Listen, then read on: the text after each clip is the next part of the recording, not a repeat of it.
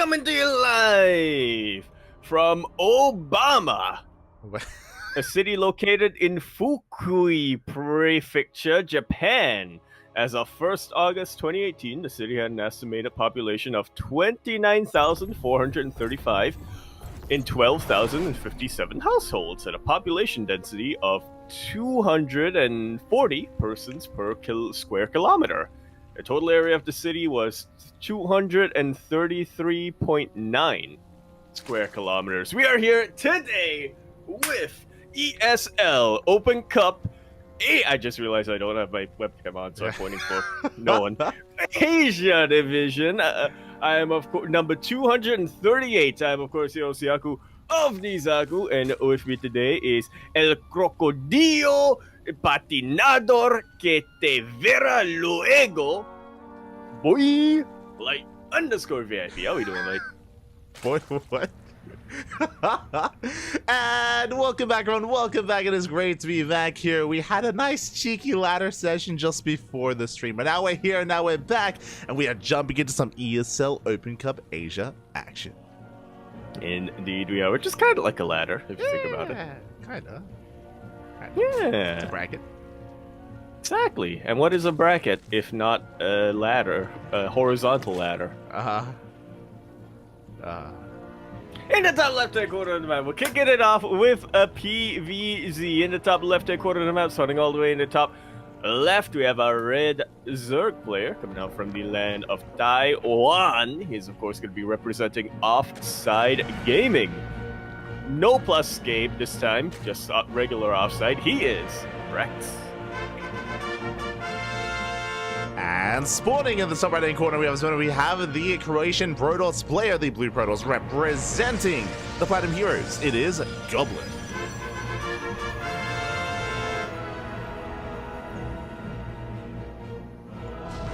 I'm glad you introduced Goblin here at Light, because I'm not gonna lie, I forgot he was from Croatia. What do you think he was from? What do you? Czechoslovakia. What? I saw blue, red, and white flag on the ESL bracket, and I was like, ah, yes, Czechoslovakia. I think I've casted like one player from Czechoslovakia in my career of casting StarCraft. Okay. I don't think it was a pro either. I think it was just an amateur player. But okay. It was like it was an open bracket. It was. It was a ladder. It was, yeah.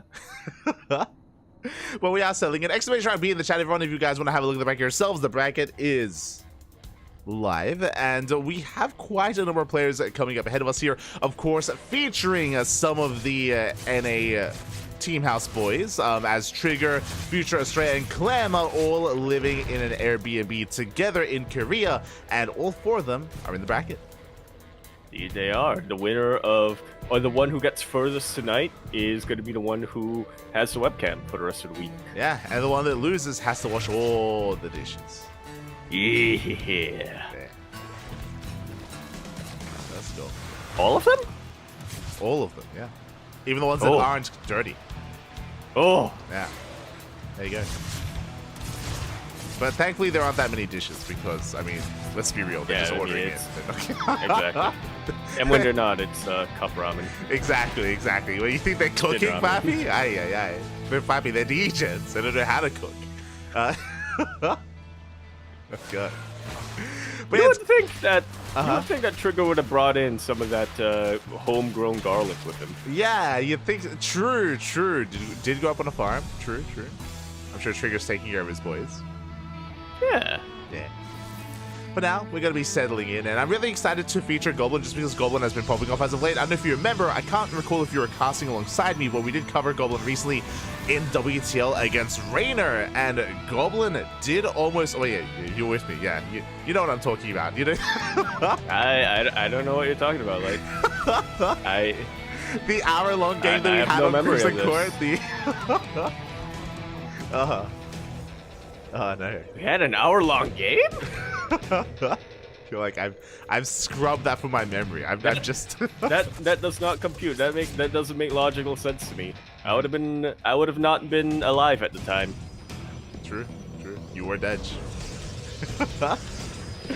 But Goblin has been popping off specifically in this matchup as of late, and not just against Raynor, but also in amongst other of these big Zerg players. So I'm excited to see how he compares to not just Rex, but even the potential next opponent as well.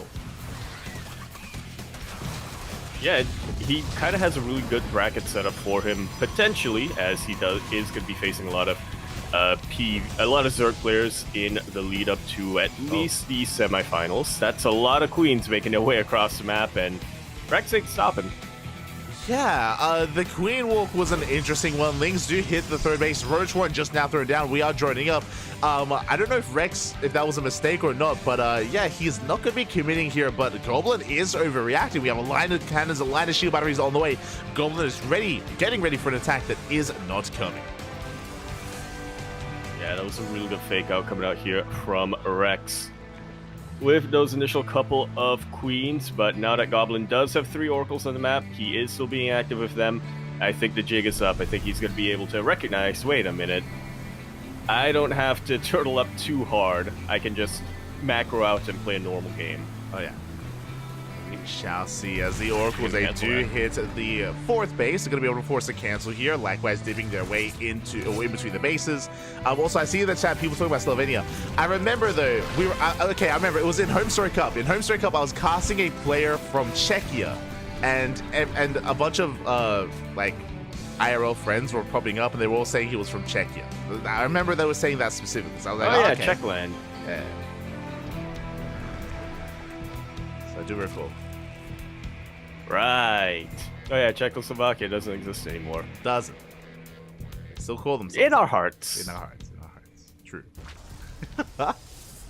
Remember we had this conversation where I was like, Czechoslovakia, I think we were calling it that, and it didn't even exist when you were born. Like, it's like, what's going on? What's happening? How do you know this word, Jakub? You know. Uh-huh. Okay.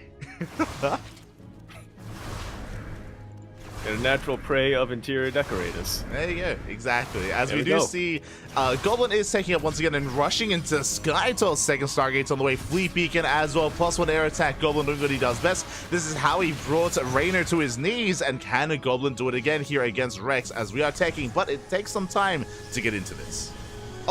Yeah, that's what we're about to find out. Overseer does dip in, and it will confirm those are Tempest coming out. Rex, he knows he needs to, at the very least, try to cripple Goblin's economy sooner rather than later. I will say this, Goblin is only on 3 bases, which is dangerously low when you're rushing in the Sky Toss like this. He's going to be grabbing the 4th base right now, which is about the bare minimum that you need. But even so, it's going to take him a while to reinforce that, to really secure his economy. Yeah, and what's important right now is that we've scattered, right? We've scattered, we've confirmed everything that's going on. The Tempest and the carriers have been confirmed, and Rex has map control. Not just that, but Rex is going for Swarm Posts. That's a lot of Swarm Posts. It's actually breaking up the rocks towards the natural base. Going to be trying to siege it down directly over there. Yeah, we'll see as they do waddle in towards the natural base. Is going to be going for that siege. At the same time, Ling Roach towards the south, headed towards that would-be 4th base. And we'll see if Goblin can keep up. We'll see if he can keep his bases alive. That's what we're about to find out. As the first wave of Locusts do dive right on top of the natural mineral line, and the army is nowhere in position to deal with that. Battery overcharge gets popped, but that's way too much DPS on those Locusts. Meanwhile, the Roaches are able to force a cancel on this 4th base. The army was rushing back home to try to deal with the Locusts, and we're not here to defend. Yeah, exactly. We shut down the natural. We shut down the 4th base. Goblin knocked down to 2 bases. And as you were saying before, Skytoss is good, but you do need an economy to actually sustain this kind of army. Indeed, you do. And Goblin, he's got a bank-ish. He can technically produce, but yeah, he can't afford to lose a single unit here, including interceptors. Oh yeah, as interceptors are being made as we speak. Imagine if you did chrono carriers, just to produce interceptors faster. That's crazy. As you are going for a second Locust wave. We need that, yes. Second Locust wave, this time as a buffer for the Roaches. Roaches breaking through. There are a lot of cannons here, but the Locusts are doing a fantastic job of just eating up the damage. Quite a lot of them go down, but that's also a hefty loss on the Roaches. Oh yeah, as we do barely pull back. Some of the Roaches do go down, but we're racing the Roaches. We are with Lings, Hydras, and Vipers. We're getting to Hydra Lurker Viper as our unit of choice. We speak about this from time to time, how Hydra Lurker Viper can deal with Skytoss as long as we have a low amount of carriers or a low amount of units in the air. And that's kind of the game set that we have here, just because of the economy here, just because Goblin has yet to max out. Meanwhile, Rex is. Yeah, this is a brilliant read from Rex to immediately scout what was going on and then just knock Goblin down to a 2-base economy. Rex has now rushed straight into his endgame while Goblin's just really struggling to catch back up. Yes, we are making our way once again. This time carriers are in position. We will defend at the same time, though. The Ling Hydra does hit the third, and we're slowly pushing through our last overcharge. As well, we respect the overcharge. We back off. We will retreat, remaxing, rebuilding, and getting ready for another Locust wave. Yeah, we're just waiting for that time. Goblin so far has been doing a pretty good job of keeping his units alive, but alas, he is only on 3 bases. Yeah, he's still stuck on 3 bases. Here we go. We yoink the first Tempest and the carrier as well. Oh my god. Up. And once again, these are losses that Goblin cannot sustain. Another yoink on the carriers will take him down. Hydras on the ground, and now we have the Queens rocking up as well because that creep spread has gone absolutely insane. That is a testament to how much map control Rex has had throughout this entire game. For a second there, I was like, did 2 Vipers just yoink like 6 units? What the hell just happened? But 2 Vipers did just go down as well. So, sorry, a Viper did just go down as well. So there was a bit of a trade there with an extra Viper, but that was still an insane amount of abductions. We did shut down so many of those Skytoss units, and now there's only 2 Tempests left. And 2 Tempests on their own, not the scariest thing in the world, especially when your ground army consists only of Stalkers. A couple of Zealots trying to be morphed in, but Goblin just can't afford much of anything. Yeah, exactly, as we do end up trading quite nicely here. I mean, Rex, behind this, he does have a solid economy, taking down some of these Stalkers. Hydra starter stepping forward. The Vipers are now full of energy once again. Queen's coming in to transfuse to top everything up, and we're just getting ready for another Locust wave. Like... oh, okay, cooldown is actually a ways off. Like so. Yeah. Got him. There you go. Carriers popped out only to get yoinked, and that's going to be the last of the carriers. Only 1 Tempest in the sky. GG is called, and Rex going to be taking game number 1. GG, well played. Rex will take a lead here in this series. Goblin trying to rush into those carriers, into that Skytoss, but the problem here is because how small the map is, because how small Ghost River is specifically, it's just your opponent's right in your face, right? Creep was literally at the doorstep of Goblin because it doesn't take many tumors at all to get across the map, and he was just up against the wall. He was struggling to get any kind of breathing room and struggling to expand.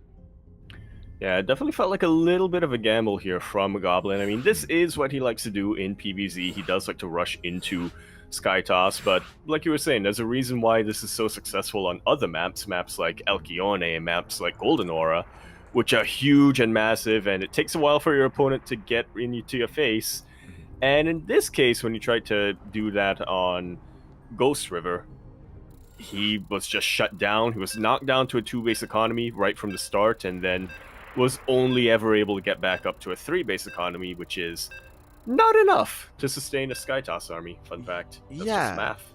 It is just math, and I mean, props to Rex as well, because it wasn't just his aggression, but also his scouting. If you remember, like, just as the Stargates were finishing and the first couple of units were popping out, the Overseer did confirm everything, and Rex was so quick to embrace the Swarm Host, which is also something you don't see too often. Yeah. I didn't think it would work out against Skytoss like that, but, you know, Rex, he was thinking not of the Skytoss, but the suppliers of the Skytoss. Anyway, we're going to be continuing our series now on Oceanborn, where we're here in the bottom right-hand corner of the map, spawning all the way in the bottom right. We have our red Zerg player coming out from the land of Taiwan. He's going to be representing Offside Gaming. Without Gabe, we have Rex. And spawning in the top left-hand corner, we have as opponent, we have the Croatian Protoss player, the blue Protoss, representing the Platinum Heroes. Down to the series, looking to bounce back, it is Goblin. Hashtag not check. No. As we all know, I see in the Europeans chat, in the European chat coming countries down. with W's. As we all know, Brazil is in Europe. Look, right? exactly. Yeah, That's why Kelazar was the best Terran player in Europe. is. Yeah, still is. Take that, Clem.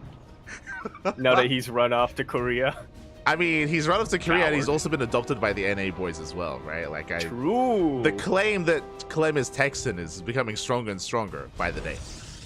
Exactly. He just needs a little yeehaw. He does need a little yeehaw, yeah. Aye.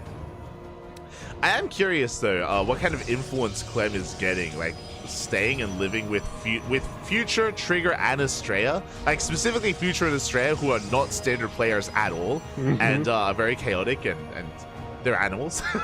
So I wonder what that's doing to him. Through osmosis, he's Yeah. gonna just absorb the ape. We're gonna cast him in the finals, and he's gonna whip out like I don't think even I'm ape enough to come up with something. I mean, it's been a while. I think it's been a while since you've casted Future, but we were able to cast Future recently, and he's still doing the eBay block in He's TVZ, an alpha, yeah. There we go. which is crazy. Like he eBay blocks the natural in TVZ. Just think about that for a moment. Like, it's crazy, and it works. Like like he beats Solo with it. He's crazy. He forces the unnatural. He does. He does force the unnatural. Or he forces like 7 drones to be pulled to kill the eBay, and it just ruins the Zerg's life. It's crazy. Exactly. What else did I he can do the certainly other do day? that. I think Future he went Rax expand with the Rax on the low ground, reactor first, so he skipped the Marine, he skipped the Reaper, he skipped everything, and he was just and he went into a 1-1-1 tech lab. He left the tech lab empty and he went medevac first, not Banshee. Off of a one, it was it took Now, me when for you a say trip. he left the tech lab empty, As in, there was nothing on the he tech lab. lifted the racks? Yeah, he lifted the factory. He lifted the factory that He was lifted built the in tech factory? lab. Yeah, there was just Okay, well, he yeah, just makes left sense it alone. because you need the wall. Yeah, it was in the Yeah. name. Yeah. Yeah. You still need the wall. This is just like, we love Future. We love him. He's great. I can't wait for Clem to whip out a Future build at one point. Oh, what's the synthesis between a Future and Clem? Clem. If you think about Clem, you think about somebody who just has that insane level of multitasking Yeah. and unit control, mixed with the builds of Future that are super left field and many times do scale very, very well. The better you are at unit control, Mhm. he's going to be unstoppable. That's the real Future Yeah. of Terran. That's the real Future of Terran. Clem. Phlegm. Oh god. That's we are. Confused like Dragon Ball Z. Exactly. They're gonna do the dance and everything. As we are just settling in, it's just a hatch gas pool here out of Rex. Rex is going for a very early lair though, so up until now everything was pretty standard. Goblin went Stargate Opener into Oracle, into a third base, but Rex with this fast lair has options here to rush into something crazy like a Nidus Worm or just a Roach Queen all in. Yeah, we'll keep our eyes on that production tab as well as on those gas geysers to see what he grabs. That is pneumatized carapace coming out from him. We're seeing what we always see on in a PvZ on Oceanborn. True. It's a 3-base all in. Yeah, 2-base all I'll in. never forgive Solar. True. As Solo has been known to do nothing but that. But for those that are curious, with Overlord Speed, with a lair as well, what does that mean? That means drop lords. That means we're going to be sending our queens across the map. Roaches are amassing as we speak, and Rex has no intention of getting into a longer game. That he does not. Super important right now for Goblin to come in and scout this. He does get his eyes on the Roach Horn, I think. I'm not sure if he was able to get his eyes on the saturation. Yeah, that's the scary thing here, is that Rex, he did Maynard Workers over. You can see he's not even fully saturated at the natural, so he's making it look like he's droning more than he really is. Meanwhile, we're doing it again. We're rushing into Sky Toss. Uh-oh. Uh-oh. And on a map like Oceanborn, you can get away with this if your opponent isn't wasn't planning to go for a 3-base all-in at start. Yeah, the German taxi is here. Interesting variation. We're going to have a drop load with Lings moving out towards the natural base. So we're going to be dropping into the natural and pushing towards the third base at the same time.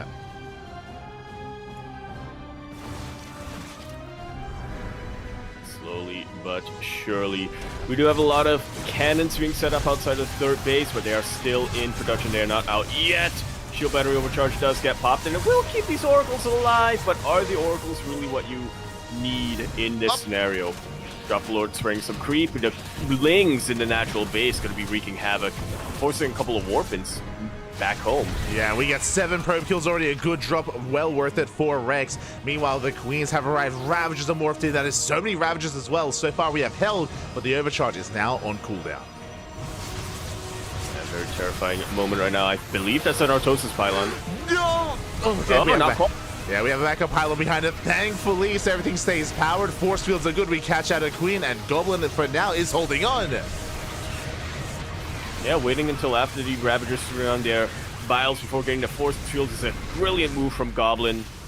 But the fight is not over yet. We still have reinforcements making their way across the map right now for Rex. He hasn't lost too many of his Ravagers. He hasn't lost a single Roach or Ravager, actually. Yeah, so far so good, but we have been bleeding out those Lings, and now the overcharge is back off cooldown. We can use it once again. Bars looks like they will connect. They take down two of the cannons, but Tempest are on the way. The longer this goes on, the better it is for Goblin. Indeed it is. Indeed it shall be. Queen's, unfortunately, not the best unit you want against Tempest. Not the best unit here, as we do depower a lot of those shield batteries, but it looks like we have deflected the main army. Rex is being forced further back. Finally, Ravagers are going down. Queens have to back off. We have a Spire on the way, and we actually drop back into the main. Double Ling drop. Yeah, I thought it was just going to be a single Overlord drop, but no, that's 16 Lings making their way into the main base, but actually not getting too much done here. A little bit of a little bit too late here from Rex for this to really be effective. Yeah, the Oracles, they were freed up. They were able to go into the main base. That was a meat grinder. The Lings got no damage. Tempest are revealed, and now Rex is in a lot of trouble. Look at the supply here, as this time it does not lie. And the supply here is crazy because it's not just Stalkers, it's Tempest and soon-to-be Carrier as well. Goblin now on 70 probes versus 57 of drones of Rex. There's a terrifying prospect for any Zerg player. I mean, this tells a story here. I mean, the lack of saturation at the third base is brutal. We do have Aspire Lings. They do dive into the main base, and it's natural, and we need to get damage done. Oh. Yeah, we actually will get a couple of probes here and there, force a couple of warpins back home, but Goblin is starting to push out. Yeah, he's chasing down those Ravagers, taking them down one after the other, and Rex just barely has a standing army, and he's going into Mutas. Against Tempest and Carriers? Ah. Okay. Well, I guess he's not looking to fight the main army and instead looking to deal damage at the mineral lines, but I can't say I'm too convinced, Light. I don't think these Mutalisks are going to get too much damage done. It's one of those things where we're about to poke the bear, right? It's like we're going to be coming in and we're going to get some economic damage done 100%, but what about the move out? That's what I'm concerned about here, as the Mutas, they do hit the natural base. No cannons, no shield batteries, probes are going to go down.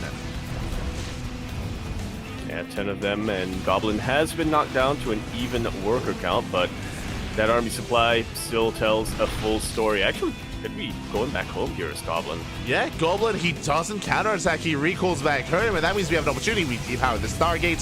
The Phoenixes are going to be denied. We get 11, we get 12, 13 pro kills so far. At the same time, Lings, they hit the 4th. Yeah, this is a lot of damage. 19 probes go down.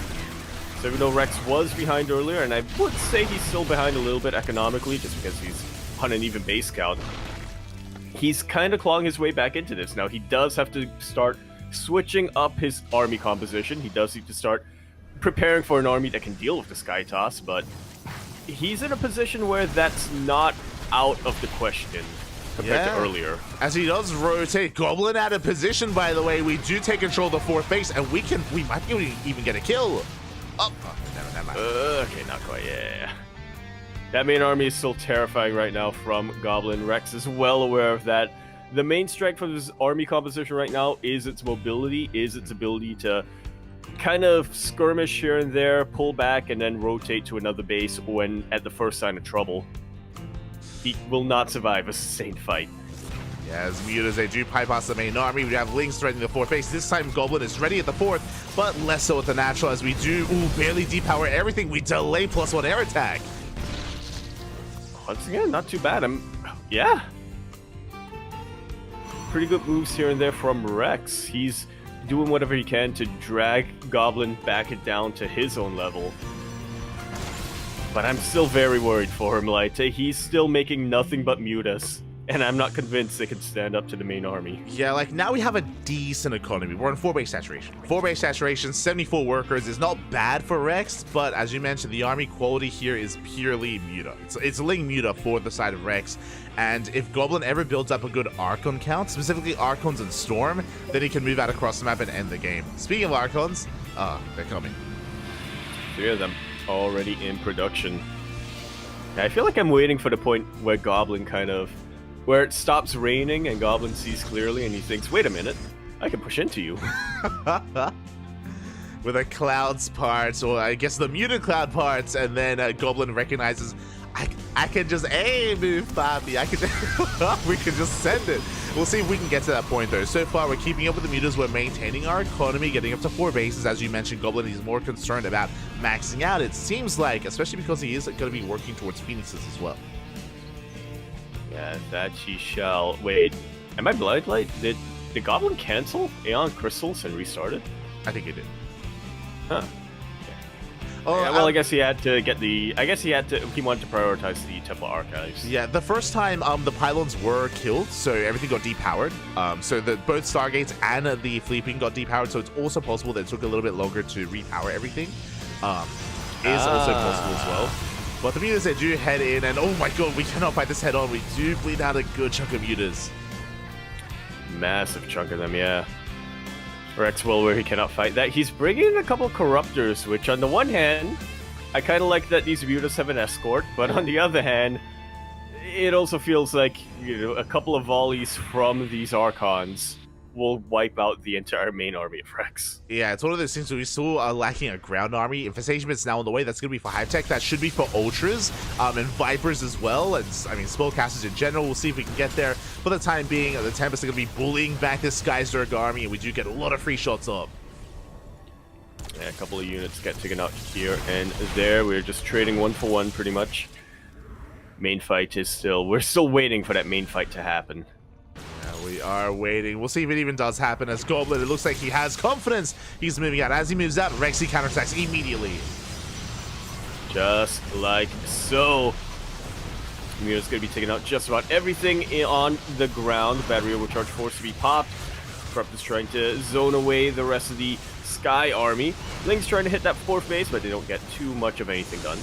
Yeah, we do focus on the shield battery overcharge, and we are getting some damage, but Goblin doesn't care. Goblin, he doesn't care whatsoever. He's moving out across the map with everything he has, and what is it to defend? Nothing. Literally nothing. Everything's across the map right now for Rex. Yeah, exactly. And there it is. GG gets called, and Goblin will type the series 1-1. You called it. We didn't even get that main fight. That main clash between the 2 armies. Yeah, GG. Nicely done here from Goblin. Yeah, I've ladded before, Pappy. I've seen this game state. You've been in this position before. I've been A-moved before, Pappy. I know. Oh. Oh, good.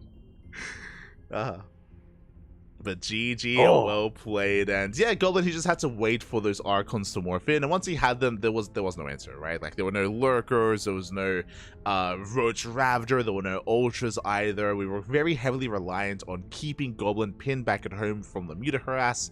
But once Goblin was able to build up a large enough army, there was nothing holding him back. Exactly. Took us a while to get there, but when we got there, boy did we get there.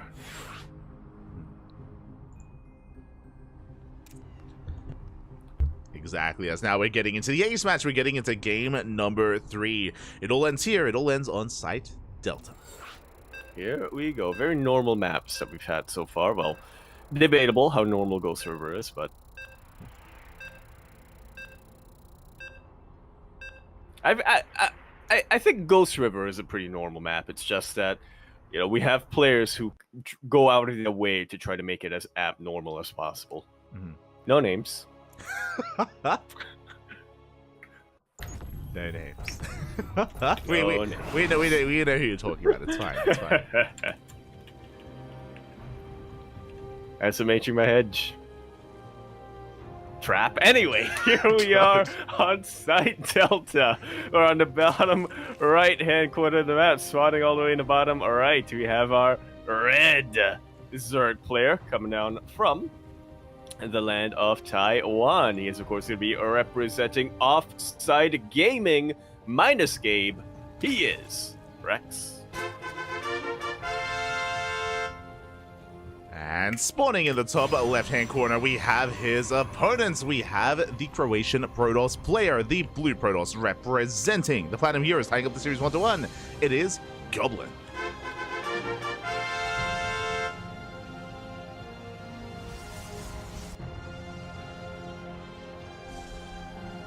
Here we go, and it looks like Goblin so far throughout the series is pretty adamant about sticking to his Russian to Sky Toss overall play style, and it is one that's very map dependent.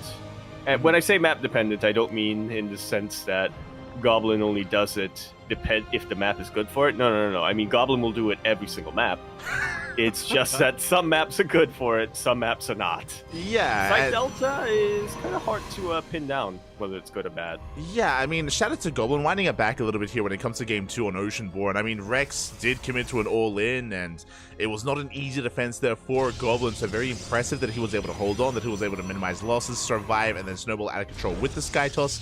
When it comes to all-ins, Side Delta is not known for it. It is a longer rush distance, it's a lot more wide open as well, and chances are we're going to be seeing something very different out of Rex. And I'm curious how he's going to approach this. As you mentioned before, I think we all know what Goblin wants to do this game, that he wants to embrace that Sky Toss rush, as he has every game so far, and has done even against players like Raynor and all the sort. It's about how Rex stops him, if at all. Yeah, we shall see. Game number 1, he went for a pretty interesting fake out to all in. True. Initially, he maneuvered his queens a little bit to kind of force a bit of an overreaction from Goblin, and then pulled back, macroed up, scouted that he was rushing into Sky Toss, and then immediately went into Swarm Post after that. Game number 2, he thought that he could probably end the game sooner with that all-in, and in all likelihood, he probably could have, but needed a little bit more refinement on the execution there. So in the end, Goblin was able to recover and get to his end game that he really wants to. Now our eyes are on Rex this time to see, okay, are you going to pull out any tricks? You're probably not going to go for another all-in. Or are you just going to say, look, I'm going to try to out-macro you. Yeah, we'll keep our eyes on Rex to see what kind of decision is made here. For now, the Overlords are getting in position on the left and on the right-hand side. On the right-hand side, we do have our Stargate opener. Once again, at the Goblin, everything's looking as it should. Just Stargate, Oracle, into a third base. Rex has been flexing like these earlier lair timings and earlier Roach timings. But for now, we're just chilling. Just droning.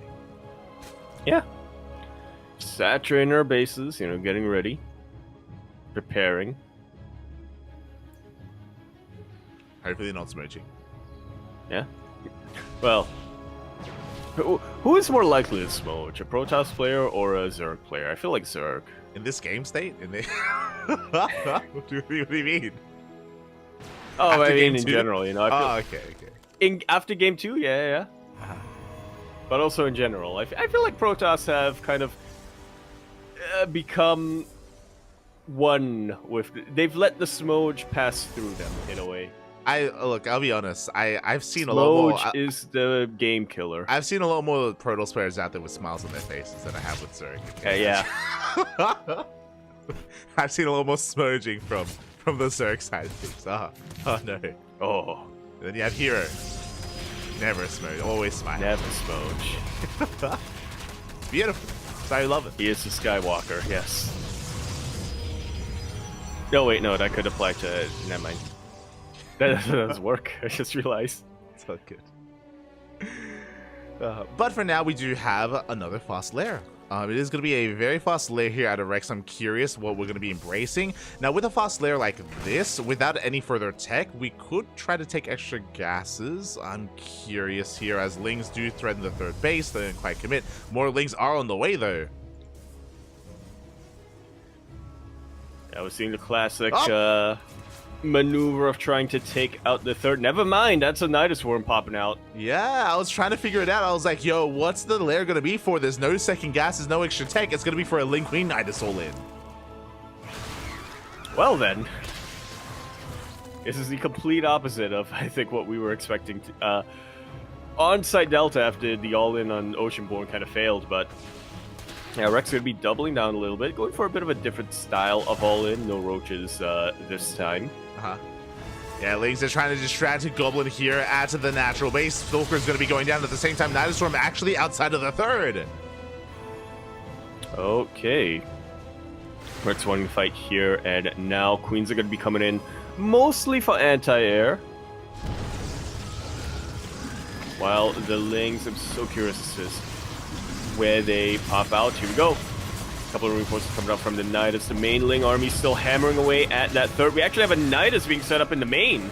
Yeah, we have a backup Nidus in the main base here, so we can just rotate from one base to the other. Third base is forfeit. Third base is going to be going down. Nidus does finish, and the Queens, they can just pop right in. Up.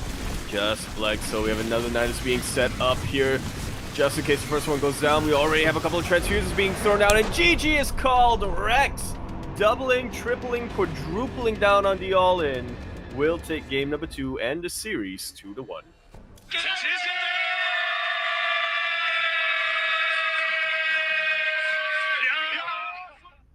I think I said game number 2. I meant to say game number 3. GG, well played, Rex. He, as you said, quadruples down on the all-in, went for the fast lair. This time went for a Link Queen Nidus all-in, which does make more sense on side Delta, just because the rush distance by ground, just bypass that rush distance with those Nidus Worms instead. And Goblin was caught off guard, was caught out of position. Evacuating the third base was not a bad move. Unfortunately, the kill shot was the Nidus into the main. The Nidus did finish and did not go down. Yeah.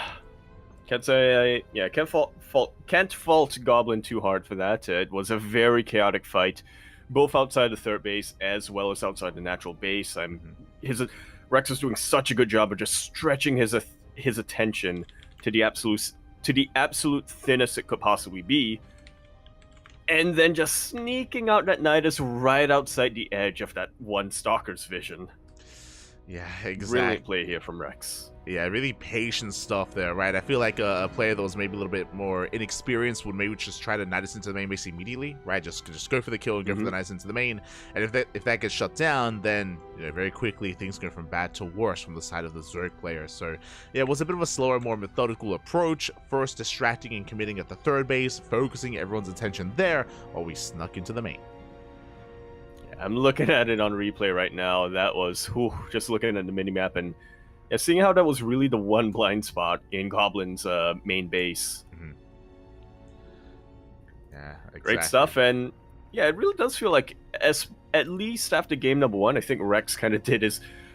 I think maybe Rex kind of did his homework beforehand. He kind of knew the reputation of Goblin and how much he does like to go into the Sky Toss rushes, but especially after game number 1, it really looked specifically like Rex was playing a style each game to just try to shut that down. Make sure that he could never get into that style, as opposed to playing into an army composition or a build that could eventually fight it.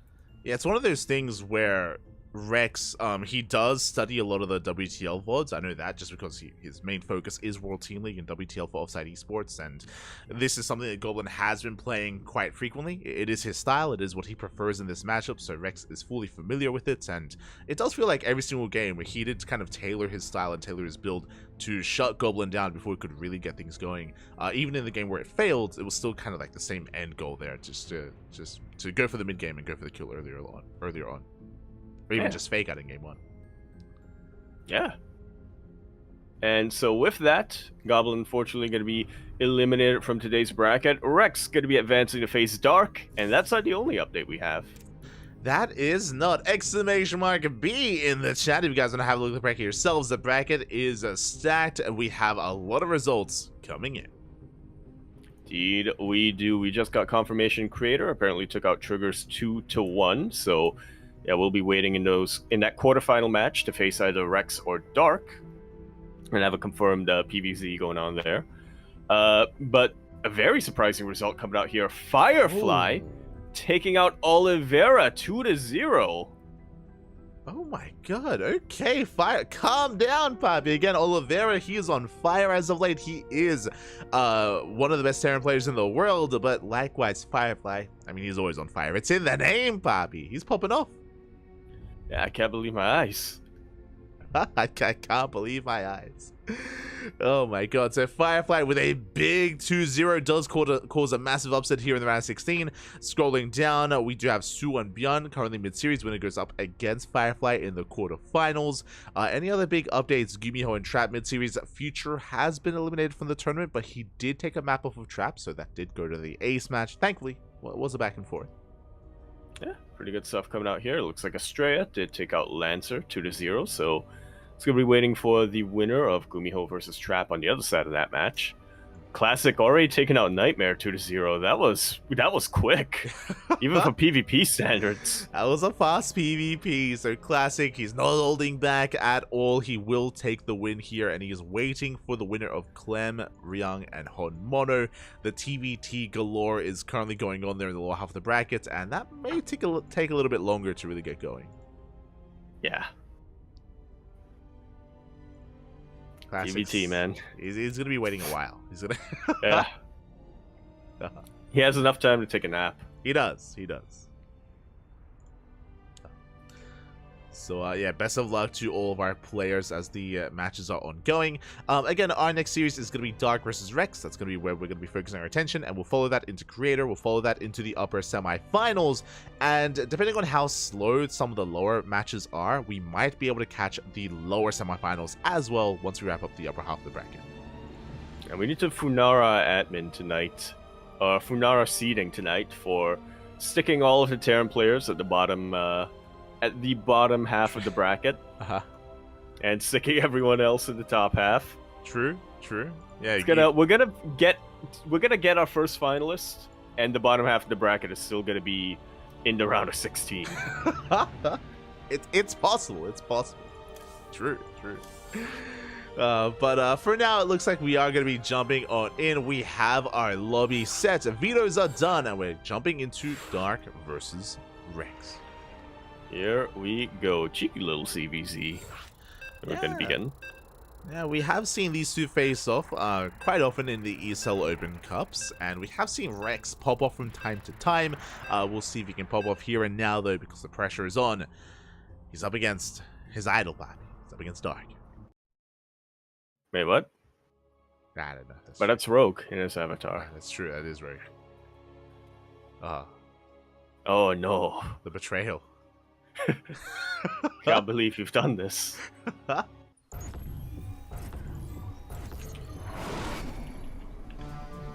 regardless, we're going to be kicking things off here on Alcione, over here in the top right-hand corner of the map, running all the way in the top right. We, of course, have our blue Zerg player coming out from the land of Korea. He is, of course, going to be representing Talon Esports.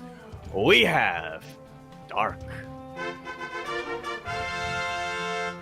And spawning in the bottom left-hand corner, we have the Taiwanese Zerg player, the red Zerg representing Offside Esports. It is Rex.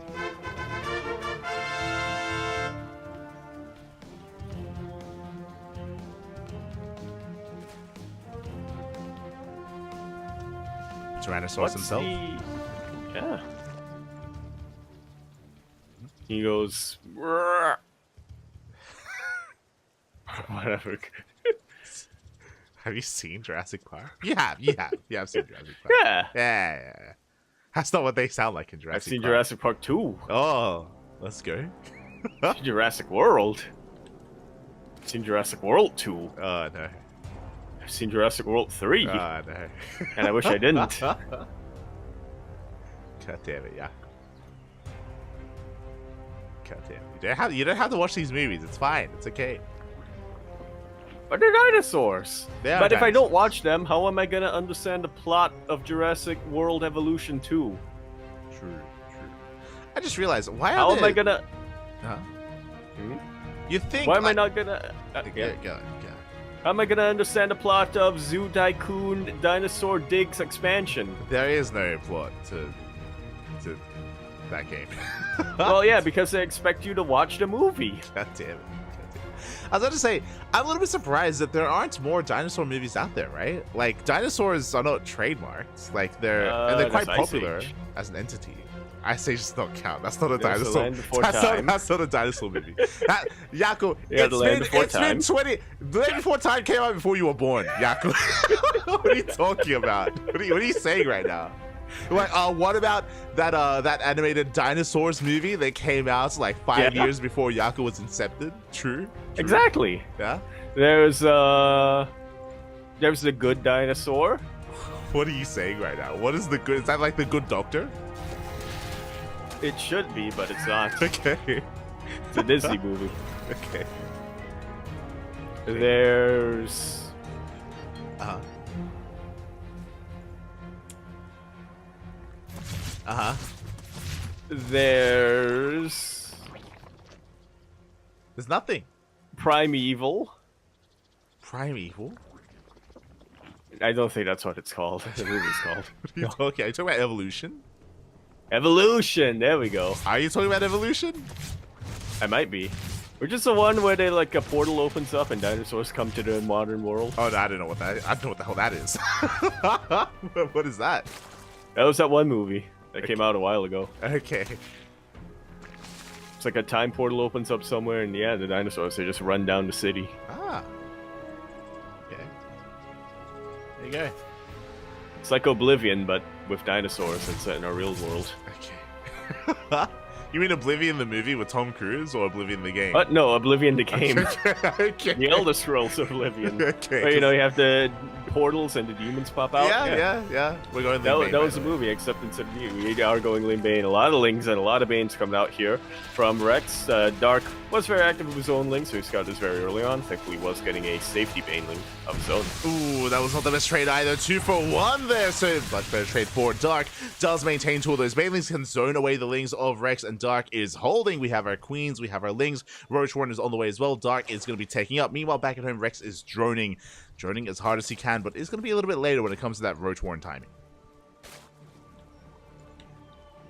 Yeah, going to be playing a lot of catch-up here is Rex, so it's very important right now. It's imperative for him to try to get more damage done with the Lings that he's produced earlier on. He has been droning a little bit more. You know, he's been forcing Dark to produce a lot more Lings and Banes, but that's hardly going to be enough, especially with the counterattack incoming. Yeah, exactly. As we do pull away, very nice to hear. Bailings will not be connected. We have 1 Bailing left, unless it's going to be going down. And that was all the Bailings here for Rex, but 2 of them are about to morph in. Dark coming out of left field there is headed towards the middle line. Up. Yeah, he sees an opening and he dives straight for it. Bane in the back line going to be zoning away the rest of the Lings, or would have been zoning away the rest of the Lings. They do get sniped in the end by the Queens. More reinforcements coming in for Dark, though. More Banes being morphed in for him. Yeah, they do Lings make starting to their get way thinned in. out. No major connections, though. 5 drones go down, which is still not a bad amount, but Dark is going to be cleaned up. Rex will hold, Rex will defend. Bailey's will barely not connect in the middle line either, and Rex can now set up for a counterattack, but back at home, Dark is embracing the Roach. Indeed, he is. It's what Dark likes to do, papi. He does. Roaches Roach are... boy. Yeah, Roaches are massing as we speak. We have enough Ling Bane to hold on. Dark is slightly behind in the drone count, but he's going to be safe against the mass Ling Bane that Rex has to offer. And from here, can start to drone himself. Yeah, we're going to be slowing things down for a little while as we get into our main game.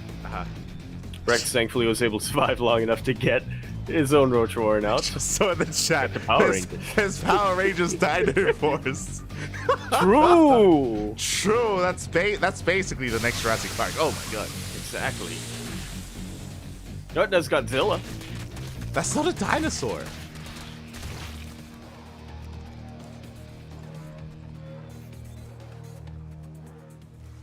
It's just the one. It's just the one Godzilla. Unless you're talking about like the 2000 Godzilla movie, which did try to emulate Jurassic Park and where there were like baby Godzillas. Exactly. Have you seen the 2000 Look, Godzilla movie?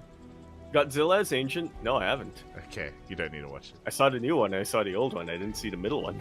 Okay. What do you mean the old one? What's the old one? The The original? old one, the original, yeah. The black and white? Yeah. Okay. I watched it in school. Ah. Because we had a teacher who was like, you kids don't know movies these days. Let me show you how it was done back in the day. Okay.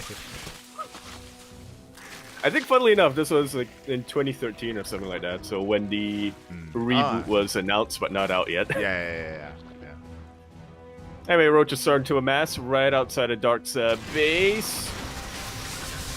Bailing's not going to be able to connect with much of anything. Rex is attempting to go for a little bit of a flank, but that's not working out for him. Dark, he's got these queens in the back line. He's got the Roaches in the front line. He has transfused energy. He doesn't even need it. GG is called, and Dark gonna be defending. Gonna be taking game number 1. GG, well played, Dark. He will come out ahead in the Link Bane aggression, will get away with the faster Roach tech, and will survive the eventual Roach all-in from Rex. It was all or nothing. Alas, Rex was unable to break him. We even have Spine Crawlers on the way behind it as well, so Dark was even being safer than that just to make sure he was able to secure himself. Didn't even need them. Didn't even need them. I was ready.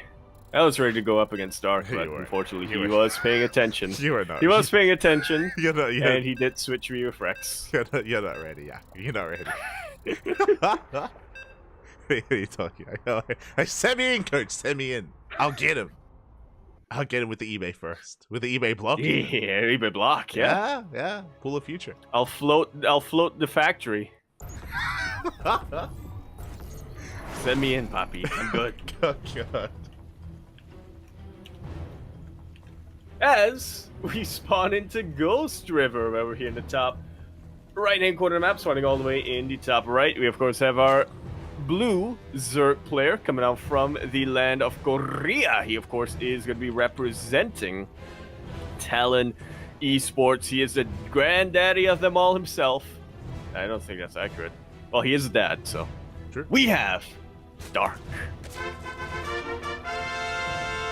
And spawning in the top left-hand corner, going for a 15 hatch. Interesting. A 15-15 here from our Taiwanese Zerg player, the Red Zerg representing Offside Esports. It is Rex.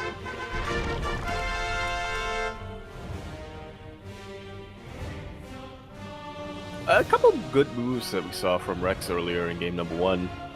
Just felt like, unfortunately, he was... it just felt like, unfortunately, for all of the good moves that he whipped out, Dark was already one step ahead. You know, he was able to buy himself enough time to recover a little bit after the initial counterattack from Dark.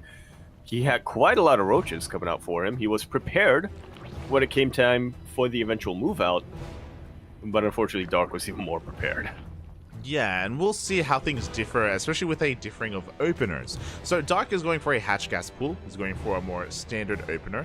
Meanwhile, Rex is going 15-15. And what this means is that this gas geyser for Rex is actually quite late, far later compared to the gas which is already done for Dark. Because of this, this very often leads into 2-base Roach, just because your link speed is going to be heavily delayed. So we just skip Link Bane and we just go straight to Roach play. But I'll be honest, this gas is actually early compared to regular 15-15 timing, so this may be the beginnings of a link flood. Is it now? Oh, I have to keep our eye on the guys then to see if Rex does if he pulls out in time. Yeah, basically we're waiting to see what he spends the gas on. Does he invest into link speed? Does he wall off? Does he fake 2-base Roach? Or does he embrace 2-base Roach? His link speed is now on the way for Dark. Again, Rex is behind in that timing. For now, we're just going to be moving out. We're selling into, you know, a pretty standard back and forth. We'll see what Rex does do with his gas though. Yeah, he's got 100 right about now. Oh. So he does pull away. He does grab link speed and he pulls out a gas. Okay, so he is going to be embracing that gas. There's going to be a window where we have link speed for Dark. Likewise, there's going to be a window where we have Bailings for Dark, and Rex is going to be a little bit behind in both of those aspects. Likewise, Dark has a 3rd base, and Rex is stuck on 2 bases here, and is going to be playing 2 base, which means I think he is planning for a Link Flood here. I think he wants to try to make it look like he's going to base Roach. I feel like it's got to be a Link Flood. He is well aware that he's behind and gonna be behind in most every aspect. I mean, he has the Overlord right outside that third base. Actually, I'm not sure if he's scouted that yet, but it's a pretty good assumption to make right now if you're Rex that you're gonna be behind economically. So Rex just looking to play aggressive right out the gates. Yeah, and there it is. Lings are on the way. So basically what's happening here is we are faking out 2-base Roach. Otherwise, there was no reason to start Link speed. Like, that's why we were focusing so much on this upgrade for the entirety of the game. And here we go. We're banking up Lings, and we are Link flooding across the map. Dark has no idea. Because Dark sees the Roach one, because he sees no third base, he thinks it's 2-base Roach, so he skips his own bathing nest. Here we go. Yeah, he's getting a Roach Warren of his own. He's droning up still because he knows that, or he's thinking that he needs to make use of his larva somehow, and he can't make roaches just yet.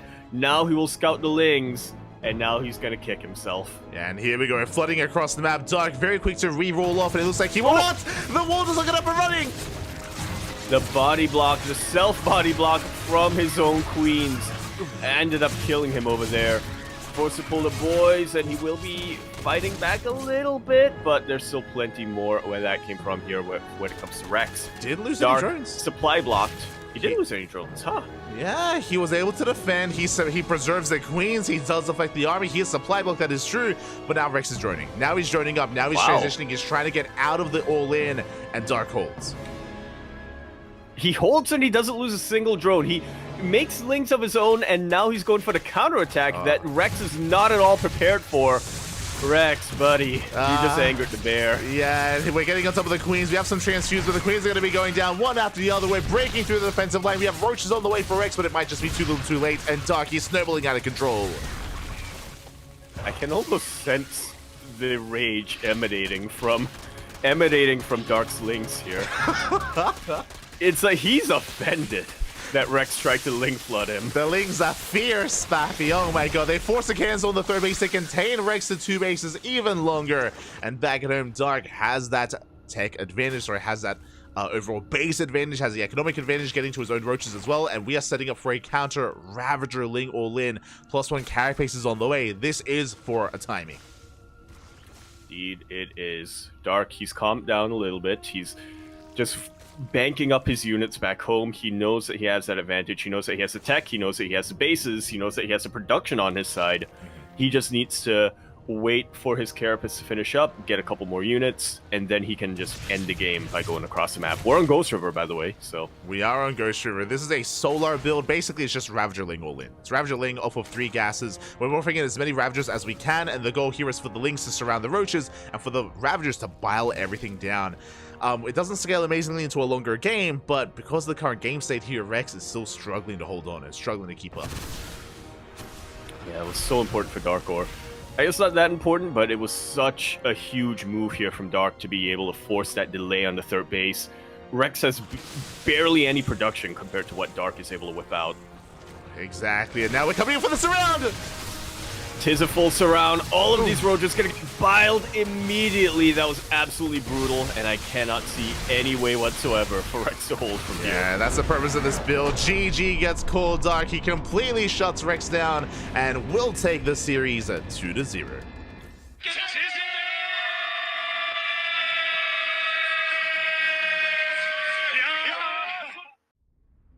Oh boy, GG, well played, very nicely done here from Dark. Any other less Zerg player, 100% I think would have maybe not died to the Link Flood, but absolutely would have taken significant damage, would have been forced to cancel their third base at the very least, but not Dark. Dark, despite scouting that at the very last second, despite not being able to wall off, in fact his wall was actually denied by his own queens over there for a second. Managed to hold, lost only a single drone, and was able to get ready for a counterattack. GG. GG, well played. I mean, that's the most impressive thing, right? Is that Dark was caught with his pants down. He was caught off guard by the Link Flood. He was unable to wall off, and he still defended beautifully. He still lost only the 1 drone. He was able to preserve his economy, preserve his queens. Even the queens didn't die. Nothing really died there when Dark was able to hold on. It was impressive. It was crazy. and that was the first domino falling in favor of Dark. Things going very quickly from bad to worse there for Rex. Absolutely. GG. Rex, he was looking pretty good tonight. He looked really good against Goblin, especially with his decision making. There were a couple of good moves here and there when he was up against Dark, but alas, was not enough to overcome the sheer mustache, I guess.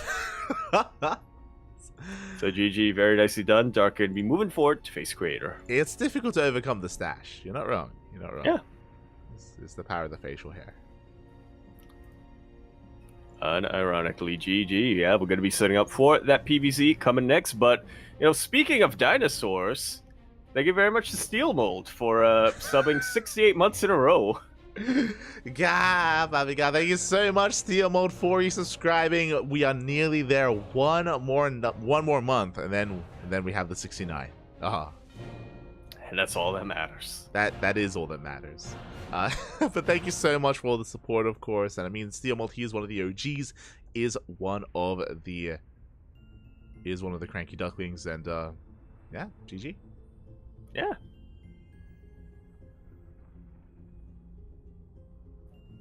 Was around since the beginning, since before time. Oh yeah, was around since before time. As yeah, we have a couple of updates, not too many updates to be honest here on the map. We do have confirmation now that apparently Trap and Gumiho are going into game number 3. So going for that full ace match. Winner of that, of course, is going to be facing Estrella in the quarterfinals. Meanwhile, we do have Ryung taking out Hanmono 2-1, and it's now up against Clem. Yeah, oh yeah. Oh. Sorry, I was just a little bit distracted. I do apologize. Apparently, we're not live on YouTube, and we were supposed to be live on YouTube. So my apologies for that. Looks like there was a bit of a slip up there, so a bit of a feels bad, man. But at least we're live on Twitch, so it's all good. Yeah, we'll have to try to do something about the YouTube VOD. YouTube viewers, if you're listening right now, just go to Twitch to watch the full VOD. Eventually we'll release the VODs as well here on YouTube. But you know what? Twitch. You know what I might do actually? I might just do a rebroadcast on YouTube. Like what? Like when the stream goes down, I could just like download the VOD and then just put it live on YouTube. I don't know. That's smart, yeah. We'll figure it out. I mean, you'll have the OBS VOD, yeah. Yeah. That way we'll set it up so that we'll be live 24/7. There you go. Not on Twitch and YouTube, but we're not going to be live 24/7 on Twitch. We're not going to be live 24/7 on YouTube. But when we're not live on Twitch, we'll be live on YouTube, and vice versa. There you go. Wait, a little bit switch. I mean, shout out to YouTube, by the way. We've actually been getting like a lot of viewership on YouTube over the past like 3 months. Like stop disparaging our YouTube viewers then. Like our VODs are getting like 1,000 views or like 700 to 1,000 views like pretty regularly. It's really cool to see the support that we're getting on YouTube. Do appreciate it. Now I feel bad for disparaging them. Smooch. But yeah, we might just do like a rebroadcast on YouTube or something. We'll figure it out. Yeah. That indeed we shall. Otherwise, we can go over the bracket. !B in the chat if you guys wish to have a look at the bracket yourselves. From the top, let's go over some of these updates. Yeah, not too many of them going down, as we mentioned. Dark and Creator still conducting their vetoes. Firefly still waiting for the winner of Sue and Byun. Gumiho and Trap apparently are now in game number 3, so obviously the winner of that going to be going up against Estrella, who was waiting for a little while. Did take out Lancer pretty early on. Ryung took out Hanmono 2-1, which Ryung winning that is about expected. Hanmono taking a map though. Oh. Very impressive coming out from him. Yeah, that is not really something that I was expecting there. So a big shout out to Hanmono himself. He does force the ace match out of Ryung. Very impressive stuff there. And but I mean, again, it is still Ryung, the king of TVT, which is why it's impressive that Hanmono did force the ace match. Now he has begun his series versus Clem. Here we go. Yeah, Clem. formulating a plan to take out Ryung since the beginning of the year, have to imagine. Ever since Ryung killed all hope in Team Liquid supporters during their insane run of WTL. Yes, Ryung, he was the MVP of the last season of WTL, so they do have another rematch. I mean, they've actually been rematching quite a lot recently, or at least maybe I've just noticed they've been playing a lot. So yeah, it's really cool to see them going back and forth in these online weekly tournaments. I mean, I guess it does make sense now, as Clem is in Korea. So their time zones actually, or their sleep schedules actually now match up. Well, kind of. Yeah, kind of. Kind of. I have to wonder who is the biggest degen in that NA team house. Ordinarily, I'd say Clem. We do know him for waking up at like 2 p.m. or something like that, typically. But yo, my theory is that Clem, he's miserable right now because he's not a degen. He's forced to not be a degen. He's forced to not be a degen. We casted He's Kung Fu. forced to wake up early. Yeah, we casted Kung Fu Cup last week, and when covering it, it did feel like Clem, because it was forced to play it around midnight, because Kung Fu Cup goes quite late in Korea. Like it did feel like he was getting tired and was playing worse, like as the night was going on. Like it does feel like Clem, he's actually like waking up when the sun is up and going to bed when it goes down. Exactly. It's crazy. Yeah, because ordinarily that's when he shines, right? Past midnight, yo. That's the degen hour. That's the degen power hour. Yeah. You know, I can say this from experience. Past midnight, that's when it hits you. Let's go. If you've been on that degen sleep schedule. But if you're forced to not be a degen, as Clem was in these past couple of weeks, yeah, it has the opposite effect.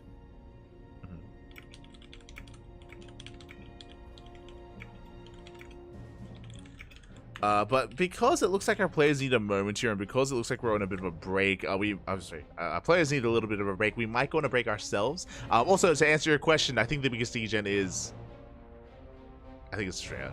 I think it's It's gotta be. I think it's Australia. Shout out to Trigger. Fun fact. Okay, it when it comes to investigating this very important fact, by the way, when it comes to who is the biggest degen in the NA team house, Trigger was the only player to wake up in the morning in time for ESL Americas. There we go. I asked him, I was like, yo, where are the rest of the boys? And then he's like, they're all in bed. They're all asleep, Happy. I'm like, oh. So Trigger's the least degen, and we know that Clem is going to bed earlier. So it's going to be one of the other two. Yeah. It's going to be one of the America boys. Yeah. Is that a future or Australia? But I put my money on Australia. But yes, we're going to be going on a short break. It looks like our players need time. For those that are curious, our next series is going to be Creator versus Dark. It will be on the horizon here. Once our players are ready, we will be jumping in. Indeed, yeah, so stay tuned for that. Drain your disruptors, grab your marines. No, marinate your marines. Stretch your roaches. Hydrate your hydras. It's easy. Yeah, grab your Goliaths.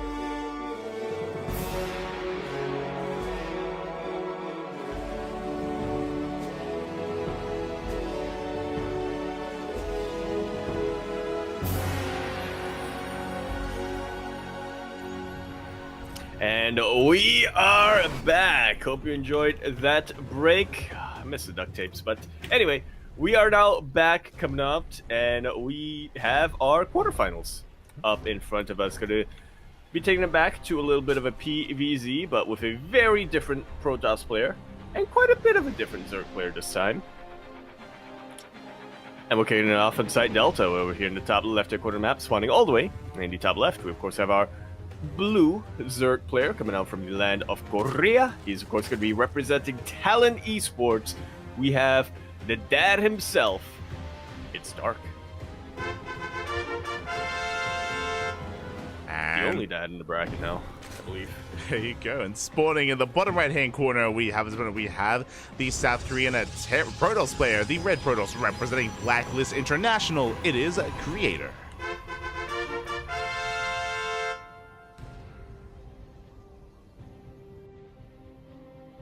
Here we go.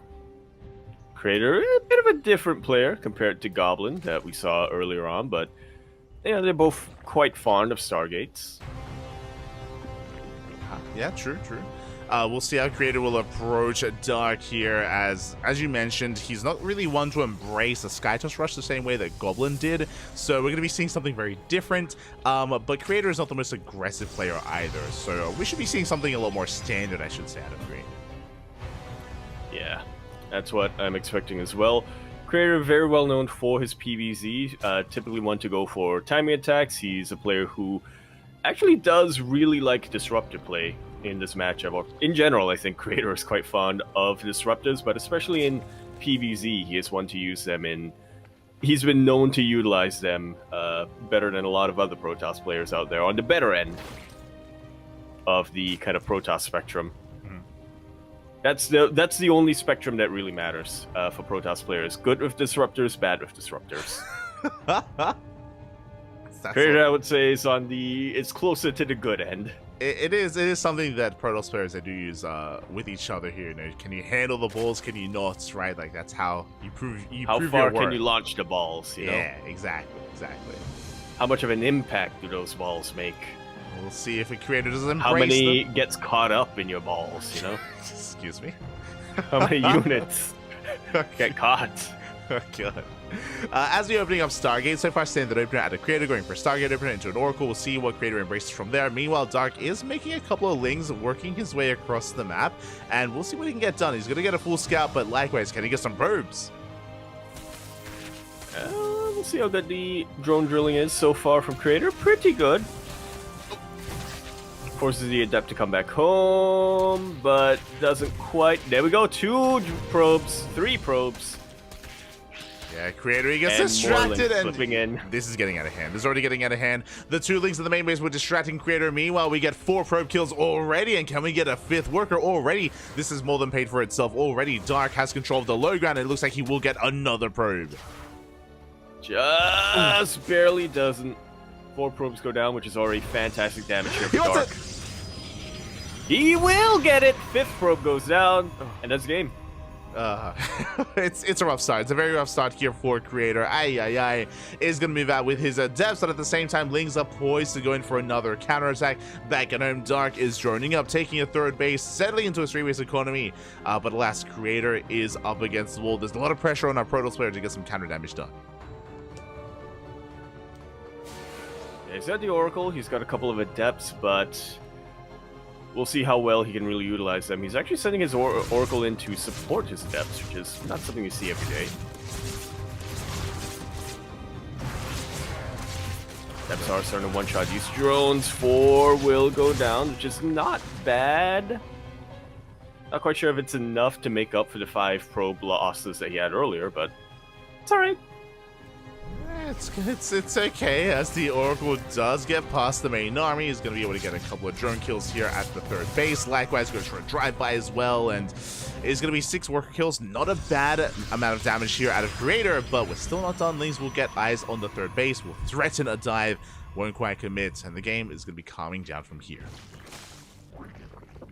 Yeah, we've pretty much gone blow for blow here. We've gone worker for worker, and now things are going to slow down, as you said. Both of our players could be getting into their own game, macroing up, turning it into our mid-game tech.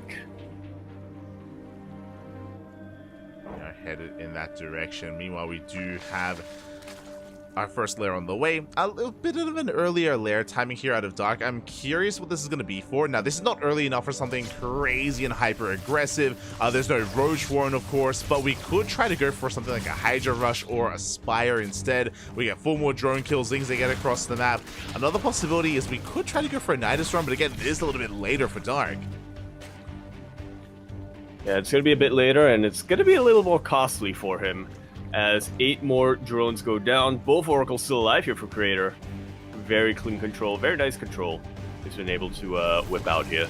Yeah, get even more working those 10 drones, 11 drones going to be going down. The Oracle will barely escape. Oh my god, with 1 HP. That is insane damage already here from the side of Creator. And Dark is struggling. The lair is done, but what is going to be done with this lair? We're about to find out. A couple more extractors get thrown down, a couple more gas extractors do get thrown down. That's 4 in total. Are we feeling the Spire? That's the question. Is it going to be Mutas or is it going to be Hydras? It's going to be one of the two here for Dark. What exactly is it going to be for the time being? Still just droning, still just resaturating. And there it is. We have our answer. Hydra Den now on the way. Eventually we're going to be going into Lurkers, I imagine, but there's a little bit of a timing here. Very important scout right now for Creator. Does confirm the Hydra Den. And also confirms the 4th base. It does come with the Hydra Den here, so we're fully aware of what's going on. Behind this, Creator can now start to embrace some splash damage, can work towards either Colossus, Disruptors, or Storm. All 3 of them are going to be viable here. Some a little bit more than others against Ling Hydra, but at least Creator's aware of what's going on. And again, Dark has been busy redroning. I'm afraid to look, but overall, 20 drones have gone down. Those 5 probes have been avenged. Yeah, more than so. We spoke about it earlier, like there was a lot of pressure on Creator to get some counter damage done, and he did it. Yeah. And that's math. He did it, and so now he's going into the mid-game with a massive, huge advantage. Dark catching up a little bit, trying to get into his hive by the looks of things, trying to get into Lurkers as quickly as he can. Yeah, and I love this out of Creator. Back at home, we have 7 gates. We have an 8th gateway across the map. No gases at the 3rd base. It's going to be an 8th gate, 3 base all in. It's all or nothing here for Creator. Going to be reinforcing across the map and going to be going for the kill. I love this move with the fort pylon as well. Creator not going to be wasting any time on trying to get a robo facility out.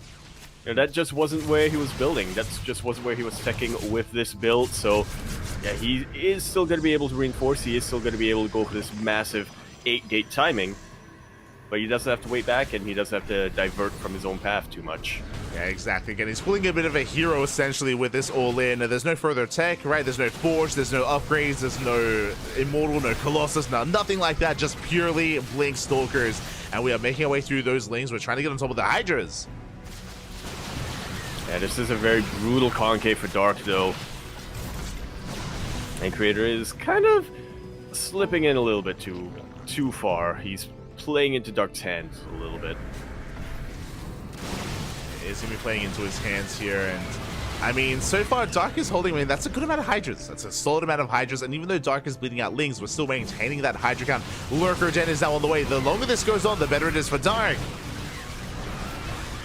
Yeah, especially if you can get a couple of Lurkers in this choke point. Adept's going to try to shade on top of these Hydras, try to disrupt the concave a little bit. He will get behind them, and now we blink in. Creator coming in with everything he's got. He knows that the Queens don't have much energy on them, but that's still a brutal concave. That was not the blink we were looking for. We lost so many Stalkers there in that aggressive move, and Creator, he plummets in supply. That was how many? That was, what, 19 Stalkers going down in the blink of an eye. Now we're getting on top of everything else, and Dark, he is shutting this down. Yes, his ward about to finish up as well. These Lings are going to be even more annoying coming in for the back line. Creator had a very potent timing, but not potent enough to take down Dark. Yeah, exactly. Again, he just pulled the trigger a little bit too early there, or just, I would say, just a mistimed dive out of Creator, who was punished so hard for it. And now Dark has momentum, now Dark has control, and behind this, remember, there's just nothing else here. There's no Forge, no upgrades, no tech, no nothing. And this is a 3-base all-in coming out from Creator. And it's not working out. And not anymore. He did an amazing job getting to this point. He killed 20 drones. Like, the setup was beautiful. It did make a lot of sense here to embrace this kind of all-in here and now, but alas, unfortunately, it's Dark we're talking about, and somehow, some way, he finds a way. The Lurker Den is done. Lurker upgrades are on the way. The Hive is completed, and there it is. Here come the Lurkers. Yeah, with those, I just don't see a way of Creator breaking through this position. He might be able to rotate around, maybe harass the fourth base while he tries to get back up on his own macro, but yeah, he's not going to be able to break this position. He is getting a forge now. I think he has recognized that, yeah, I'm not going to be able to end the game with this army composition, so I do need to switch things up. I do need to buy some time as I macro out this. But the same. Yeah, exactly. As at the same time, we have a big link counter-attack across the map, but we just barely have anything left to defend. We do have the overcharge. We'll buy some time. We'll deflect the leaves initially, but the Lurker count, it's going to get higher and higher, and there is no answer to the Lurkers. Yeah, not directly, anyway. Yes, here we go. Creator now trying to rotate around, trying to find damage elsewhere. Fighting, forcing a fight here where there aren't any Lurkers. But unfortunately, there are so many Lings in the back line. Coming in for the flank. GG is called, and Dark could be taking game number 1. GG will take a lead here. I mean, there was a pretty back and forth mid game. We saw a good moment for Dark early on, but a better moment for Creator. Despite that, Dark was able to hold the line with his Mass Hydra, was very patient with how he was engaging, making sure he always had the concave, and Creator unfortunately did just overextend one too many times. It did happen once, but sometimes once is all it takes. Yeah. As you pointed out, it was brilliant of Creator to have gotten to that point where he set up a scenario where his all-in was probably going to be that was probably the best scenario for an all-in at that point, but wasn't quite able to stick the landing. Did link forward a little too much, you know, the ghosts of patience haunting our Protoss players here. That, you know, and that was too much. As soon as I saw that blink, I did think of Patience. As soon as I saw that, I was like, Patience, is he back? Oh my god, get out of here! What are you doing? Why are you supposed to be in the military? Why are you playing for Creator right now? Aye. Turns out the real Patience was the friends we made along the way. Or something. Anyway, that was game number 1. This is now game number 2. We are going to be kicking it off on Ghost River, where we're here in the top right-hand corner of the map, starting all the way. In the top right, we of course have our blue Zerg player coming down from the land of Korea. He is going to be, of course, representing his team, Talon Esports. We have Dark. And spawning in the top left-hand corner, we have as opponent, we have the red Protoss player representing Blacklist International down in the series. Looking to bounce back here and now to force the ace match. It is a Creator. Pretty popular map tonight is Ghost River. I have to wonder whose veto this was, or whose pick this was. It was a Creator's pick, right? Yeah. Judging by because it's AB. Potentially. I don't know. Entirely certain. We're assuming it's AB. AB is pretty standard in most tournaments. It might not be in the ESL Open Cup, but you know. Yeah, so we need our info fairy to confirm or deny. And regardless, it is going to be an interesting map choice here. Much smaller, much more aggressive. Can be conducive to this kind of 3-base all-in style that Creator attempted in the previous game. But I'm not too fond of doing it 2 games in a row, right? We tried it once, didn't quite work out. Despite the lead that we had, most likely we'll see Creator deviate away to something different. Yeah, and it did feel like that was a decision that Creator kind of made in the spur of the moment, right? He recognized how much damage he was dealing. He scouted and he confirmed that Dark was setting up for a bit of a later game with that Hydra Den, eventually into Lurkers. So yeah, it did feel like it did feel like Creator only went there because he saw an opportunity to strike. Yeah, it did not seem to be the case, and we'll see if we can bring it back here and try to bring it home as well, as we're going to be calming things down and settling into a fresh new game. We do see once again Dark moving out with 2 Lings, but this time it's only 2 Lings. If you remember last time it was 6 Lings and we were able to pull Creator apart and wreak havoc. This time Creator should have a bit of a cleaner early game. Yeah, we do have 6 Lings out here for Dark, but it's not the Ling Team 6 that we know and love. That's a very early Twilight Council coming out from Creator. Okay, so with this Twilight Council opener, it could be a couple of different things. It could be Glaive Adepts, it could be a DT opener. Those are really the 2 viable options here for Creator, so we'll see what we kind of embrace. Yeah. The only thing that registered for me when you said that line is, it could be a DT opener. That's the only thing it could be, as far as I'm concerned. What else would you do? Well, it turns out Creator's going for Glaive, so... Okay. Well. Now, what I will say here is that Creator has not pulled out of gas. So this is a unique variation of Glaive Adepts. There is a Robo... This could be Glaives plus DTs. Like don't you worry. Like, this could be a combination of the 2. Yeah. So it could still be I'm right. just watching the gas count tick up higher and higher here for Creator. Oh, That's oh okay. More gates There it coming is. down, and there's the shrine. Exactly. If you pull out of gas, it's just Glaives. If you don't pull out of gas, then we have to spend the gas somewhere. It's going to be, again, the combination of the 2 Glaive Adepts into DTs. A bit of a 1-2 punch here out of Creator, and we'll see if Dark can keep up. Here we go. Not something you see every day, Glaives and DTs, and especially not something I was expecting to see from Creator. With that additional gas, I was expecting a Robo Bay, like a little bit of an earlier Robo Bay, as that is typically what he's known for. But this time, Creator says, I'm going to embrace the chaos. I'm going to embrace the ape. Yeah, here we go. Now, if Dark skips the spores, then he's going to be in a lot of trouble. We have 1 spore on the way at the 3rd base, no spore at the natural, no spore in the main. There is potential for damage with those DTs. We'll keep an eye on a Creator to see if he does embrace that. As for now, the Adepts are warping in. They're keeping tabs on Dark. Yeah, we do get eyes on this, or Dark gets eyes on this. So he knows what's coming his way, but he doesn't have the full picture. Not yet, as we do threaten the shade here towards the bases. We do have plenty of links to keep up, but again, it's not about the Adepts, it's about the DTs as the Prism is slipping into the main. And I think Dark did get vision on that, but I'm not sure if his Lings are going to be fast enough to deal with this. We have no detection yet. Can we get the body block? Can we get the body block? Spore? Spore is Spore made in the natural base. Yeah, Spore is going to be repositioning. We have Adepts in the natural. Drones are going down. We get on top of the Spore as well. The Spore will not burrow, and we're getting out of control. We're getting out of hand here. 0 detection. Spore is on the way. We do get a clutch transfuse, and the Spore does finish. Oh.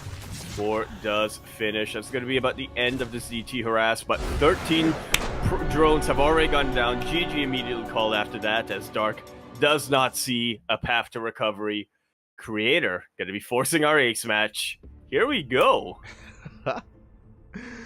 GG, well played. A very chaotic back and forth there between both Creator and Dark. Again, it is not typical to go for both Adepts and DTs, so because of that, Dark was just not ready. He was not ready for the Dark Templar whatsoever. He had a spore at the 3rd, but only at the 3rd base, nowhere else, and Creator did take advantage of it. Yeah. Did take full advantage. That was... Yeah. I'm just happy whenever we see DTs work. is what I'm happy about. Okay, fair enough, fair enough. DTs, they did pop off there with the MVPs there, and just like that, we're getting into the ace match. Here we go. It's all going to conclude on Oceanborn. And speaking of Oceanborn, that's what we're spawning into over here in the top left-hand corner of the map, spawning all the way in the top left. We, of course, have our blue Zerg player coming out from the land of Korea. He is, of course, going to be representing Talon Esports. We have Dark. And spawning in the bottom right-hand corner, we have the South Green Protoss player, the Red Protoss representing Blacklist International. It is Creator. Tying up the series 1-1 and forcing that ace match. Indeed, he does. And you know what? It's very nice of Creator here. I bet he knows that Dark, he's been missing his boy. He's been missing Hero in these past couple of weeks, not being able to face against him in ESL Open Cup. So Creator comes in and says, don't worry, I got you. How? And he whips out a... Yeah, Creator, you know, he whips out the wig, he whips out the old CJ Enders jersey, you know, he does his best Hero impression, and so far this series, I would agree, like, it has been very chaotic, and even game 1 did feel very Hero-esque as well, going for that more aggressive base all-in, so, yeah, Creator just exploring kind of new ground. Yeah.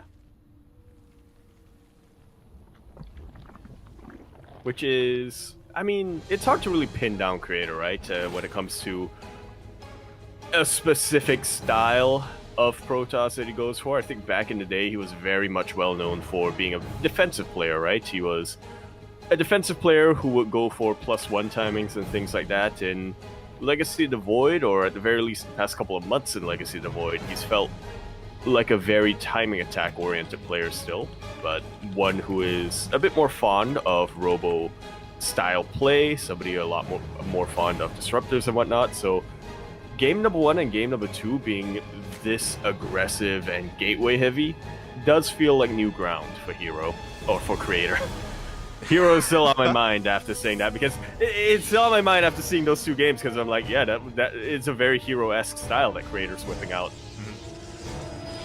Oh yeah, and we'll see if that continues, and if the trend does continue here in game number 3. For now, it is going to be a Stargate opener, Stargate out of Creator, meanwhile into an Oracle, so a much more standard opener this time. We're not going for any kind of crazy Twilight Council shenanigans. Meanwhile, across the map, Dark forced to take the unnatural, forced to be a little bit more uncomfortable here, but should be able to settle into his own mid-game as well. Yeah. Should, being the operative word. You know, after seeing that glaive style coming up from Creator here after game number 2, it does feel like an unnatural base is ripe for that, but instead he is setting up for Stargate play, which is very standard. Yeah, more of what we expect here from him. Yeah, exactly. The Oracle is on the way. At the same time, Lings do slip into the natural. They do throw in the mineral line, and can we get a probe? It looks like, oh, we barely do not. Nice control there. 1-2 workers going to be going down. This is getting out of hand. 3 will fall. Could have been worse, but already a decent amount of damage that Dark is able to pick up here in the early game. Ooh, meanwhile, we're getting damage done across the map, getting 1 drone. Ooh. 2 drones going to be going down. Can we get a 3rd worker? Just barely. Looks like we cannot. The Leagues, they make it back just in time, and Dark will defend. Meanwhile, this is a little bit more abnormal.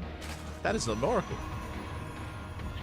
No, it is not. That is Void Ray. I was about to go into this whole, you know, with the Oracle, with 2 Oracles, you can dip in and you can clean up the drones from earlier on that were weakened, but yeah, Creator is only going to be focusing on 1 Oracle for the time being, not going to be harassing as much as we typically see in a PvZ. Yeah, he gets 3 drones, which is not bad. The Oracle takes a lot of hull damage, but will be able to escape. And meanwhile, across the map, we have the Void Ray follow-up.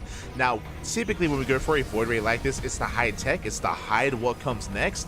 So we'll see if Creator has some more shenanigans available for us. We'll see if he does embrace some more a bit of a more chaotic follow-up instead. 3rd base going to be thrown down, but we'll keep an eye on the Twilight Council time. That we shall. Where do we tech from here? Yeah, I mean, it could be a fleet beacon. We could pull a Goblin and rush into carriers and rush into Skytos. It could be a Twilight Council into Glaive at Depths. It could be a charge-based build. Like, there's a lot available here for Creator, so yeah, we'll see. Yeah, we'll keep our eyes peeled. You know, the Void Ray makes its way across the map. It is hunting for Overlords. Yeah, and it looks like we will get an Overlord. The Queen's arrived, but no transfuse. One of the Overlords is going to go down, and can we get a 2nd? That's 3 Overlords going down throughout the course of this game. Oh. And that's a supply block Dark. That is supply block Very Dark. Annoying. At the same time, double Oracle into the main base. We do go for a bit of a flyby. 5, 6 more drones going down. Oh my god, we will lose the Oracle, though. Unfortunately. Oh. So once again, Creator going to be not quite losing both of his Oracles, but yeah, going to be ramping up that. Going to be ramping up on that harass. He is pretty far ahead here when it comes to his economy, with that 3rd base about to finish up, with his advantage in the worker count, which is absolutely terrifying. for any Zerg player out there. And we're not done. An FA Shade into the third base. 2 more drones go down. We barely do not get a third worker, but good damage nonetheless here. Creator, over the course of this game, he has killed 13 drones. Very nice. And where's the follow-up? It is, in fact, going to be a Twilight Council, Forge, and a Robo. This looks interesting. It could be +1 in Blink, or it could be +1 in Charge. Yeah, both of them very viable options, but both of them, without a doubt, going to be aggressive options coming out here. This, I feel, is probably the... Oof. Last of the Oracles will go down, and that Stasis Ward will not be able to finish up, but... Yeah, as I was going to say, this, I think, is probably the most normal or standard follow-up that we can get here from Creator. It's still a bit of an aggressive follow-up from after his Void Ray, after his Oracle Harass, but... Yeah, one that's a little bit more expected, and one that I feel like I've seen Creator have a lot of success in the past. That's a lot more drone damage than I expected, and that would be because we also have adepts in the natural as well as the third. Yeah, drones going down once again. 7 more worker kills, and as you said, it looks like we're building up towards a bit of a soul train. We have sentries, we have immortals. This is a little bit premature. We have to be careful not to overextend as we're getting ready for actually an even further step. I thought it was just going to be immortals, archons, and charge lots, but no, we have a bay on the way as well. It looks like we're taking up even further. Yeah, immortals, archons, and disruptors. Oh no, immortals, disruptors, and zealots. And archons. And archons. Just everything. Well, yeah. Can't you think? Okay, so meanwhile, second Robo's on the way. Basically, we're spending a lot of money on tech. We're teching up very heavily right now in every single direction. 2 Robos, Temple Archives, Bay, Charge, +1. Does mean that the ground army for Creator is pretty small. This is the army that we're working with, but we've been harassing so much, and Dark has been kept busy that he's under no real danger. Dark is still redroning because of all those dead workers. Yeah, only now able to finish up his 4th base as well, which is devastating. I mean, Creator's own 4th base is about halfway done. Typically in a ZVP, you want to be getting your 4th base a lot earlier than now. Yeah, exactly, right? Like, this 4th is so delayed for Dark because of all that damage. 5th base now on the way as we essentially double expanded. We'll see if Dark can hold on to these bases. Meanwhile, Creator, he's going to be building up for a while. The aggression has been impressive, but Creator should be calming things down and building up towards his ideal, towards Colossus, Immortals, and even Storm as well. Yeah, well, we'll see about that, because that 5th base is up and running here, or is on the way here for Dark, but we already have a Warp Prism right outside that 5th. Oh yeah. Creator ever gets eyes on it, it doesn't take much to warp in a wave of Zealots to take it out. Exactly. +1 Zealots at that, as these Zealots are ready in that Prism. Likewise, we can see Creator skirting around the edge and denying creep. Creator has no real intention of pushing too far onto creep. This army is still very small, but the goal here is to just, again, just make sure that we can deny creep as much as possible. Yeah, pushing in here and there, like you said, just on the outskirts, just at the edges, to take out tumors. Tumors are being shut down. We can see Dark. Yeah, attempting to be overextending. Yeah, and Creator, he dips into the main. Hydra's in position. Dark, he's keeping up. Yeah. Skimming up here and there. We do have a little bit of multi-prong starting to get set up by Creator, but nothing too much that Dark has to worry about for now. It's more of the army that's on the way that he has to take out. And to be fair, Dark himself has been able to take up quite a bit. I mean, Lurkers are already out. Seismic Spines are about to finish up. Yeah, we're in a really interesting game state where Dark is maxing out on Hydra, Lurker, Viper. Meanwhile, Creator is taking up even further. That is a 3rd Robo on the way, +1 air attack. We have a Fleet Beacon, a Mothership as well. We're getting ready for Skytoss. Creator, he's embracing the late game here. But because he's been taking so much, he is vulnerable. And there's going to be a window where Dark can make use of his army before Creator can embrace Skytoss. Yeah, Dark is going to be getting into his end game much quicker than Creator will. And like I said, it's just a massive window where he can take advantage of that. He can park his Lurkers outside of a base. He can try to maybe force an engagement before Creator can get his Mothership out, before he can really get all of his Robo units. With that, a triple Robo production that he's got set up. When you said that's a 3rd Bay on the way, or that's a 3rd Robo on the way, I had to do a double take. I was like, what? Can you count? You can. Yeah. There we go. That is 3. Triple Robo production here. Second Stargate has been thrown down again for that Sky Toss eventually, but here we go. Dark is pushing. Dark is maxed out. He has his army. He will deny the base on the right-hand side, and we'll see if he can make his way up the ramp here. There is Storm. Bear that in mind. High Templar in position. And there is Storm. There's plenty of feedback energy as well for these Vipers, but the armies are a little bit split up right now for Creator. Does get eyes on this though, and he will feedback the Viper, one of the Vipers. The other one will have enough energy to yoink a couple of key units, but that's going to be the end of that Viper energy for now. He's going to be forced to go back and suck on some youth juice, try to gather more energy once again. And Dark is looking to fight here. Yeah, I mean, the scary thing, we just lost the Colossus and the Disruptor. Both of the Colossus and the Disruptor did go down. Now only Storms are remaining. Storms are good against the Hydras. But what about the Lurkers? They're a little bit far back. Viper's still gathering energy. So far, we're hiding against the army. Ooh, the Storm does do quite a bit of damage, though, on those Hydras. Yeah, it does take him. Does bash him a little bit. The Void Ray missing the Nidus Worm. Does miss the Creator, he does have eyes on it, so he is sending a couple of units back to deal with it, but units that are dealing with a Nidus are units that are not in the front line. They are not, but Darky backs off. The Mothership does arrive, and Creator holds. Creator holds on. Now we have maxed out versus maxed out armies. We have mainly Lurker from the side of Dark. Meanwhile, Creator has mainly Immortal. I'm afraid to look. That is going to be 12 Immortals versus 12 Lurkers. Oof. I mean, ordinarily, I'd imagine that the Immortals would win an engagement like that, but you know, we still have a lot of Hydras behind all of this, which Immortals are not great against. Creator doesn't really have much of a buffer for these Immortals, which is funny to think about. Yeah, it's like, it's purely Immortal High Templar. So as you mentioned, we need the Storms, right? The Storms need to connect. If they do not, then things go from bad to worse real quick. As Immortals are trying to come in, we yoink the Mothership! Yeah, Mothership able to throw it on a slow zone, but and that's still a -300, -300. Yeah, I mean, and all this, though, Creator is harassing. The prison is going to shut down. Looks like we defend the main base. At the same time, Creator did deny a hatchery towards the left-hand side. That was a kill on a full hatchery. Not too bad. So Creator, he is getting some damage done, and he's getting ready for carriers. Yeah, slowly but surely. And the scary thing right now for Dark is that he literally has one Hydra on the way.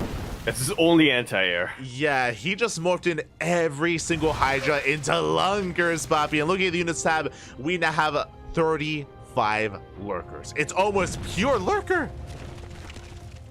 Which is a terrifying prospect, I'll give you that, but we're about to have a bunch of carriers out as well. Yeah. There's still Storms, which aren't great against Lurkers, but they can soften them up quite a bit and allow for the carriers to clean up. Yeah, we're just buying time. The goal here is to buy time because nothing shoots up. We have Mass Lurker and 2 Ravagers, a couple of Vipers as well. They're gathering energy by sucking on that Nidus on the front lines. They're trying to gather energy as best they can.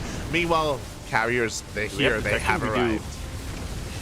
We have detection here for Creator in the form of that Observer and a couple of cannons as well. Carriers have arrived, but they don't really have a lot of interceptors on them, and it's gonna take them a while to take out these Lurkers. How much damage can Dark deal before that? Yeah, because he still has not gotten into a base, right? The bases are still fully operational. They're still up and running. We do bring down some of the production, some of the tech. That is true, but here we go. The carriers have arrived. The Queens pop out of the Nidus. And how's that for anti-air? If you could be able to focus down one of these carriers, it's a huge blow to the army of Creator right now. Yeah, we do see a bit of a flank as well. We have some Storms coming in from behind, Immortals from behind as well, but Dark is just wedging his way in between the bases. Robo is depowered. More carriers are on the way. Hydra's coming in to reinforce through the Nidus Swarms as well, and now we have some anti-air. It looks like it might be enough. Again, the carrier count is still getting up there. We literally have one carrier in the sky. So it doesn't take too many Hydras, especially if they're being supported by these Queens and these Vipers, to be able to go toe-to-toe against them. A couple of DTs now being set up as well. There is detection available for Dark.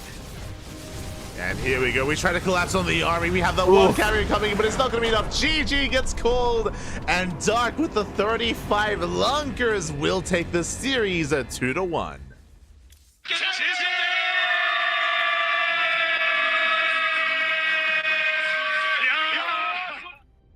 GG. Nicely done here from Dark. My heart sank.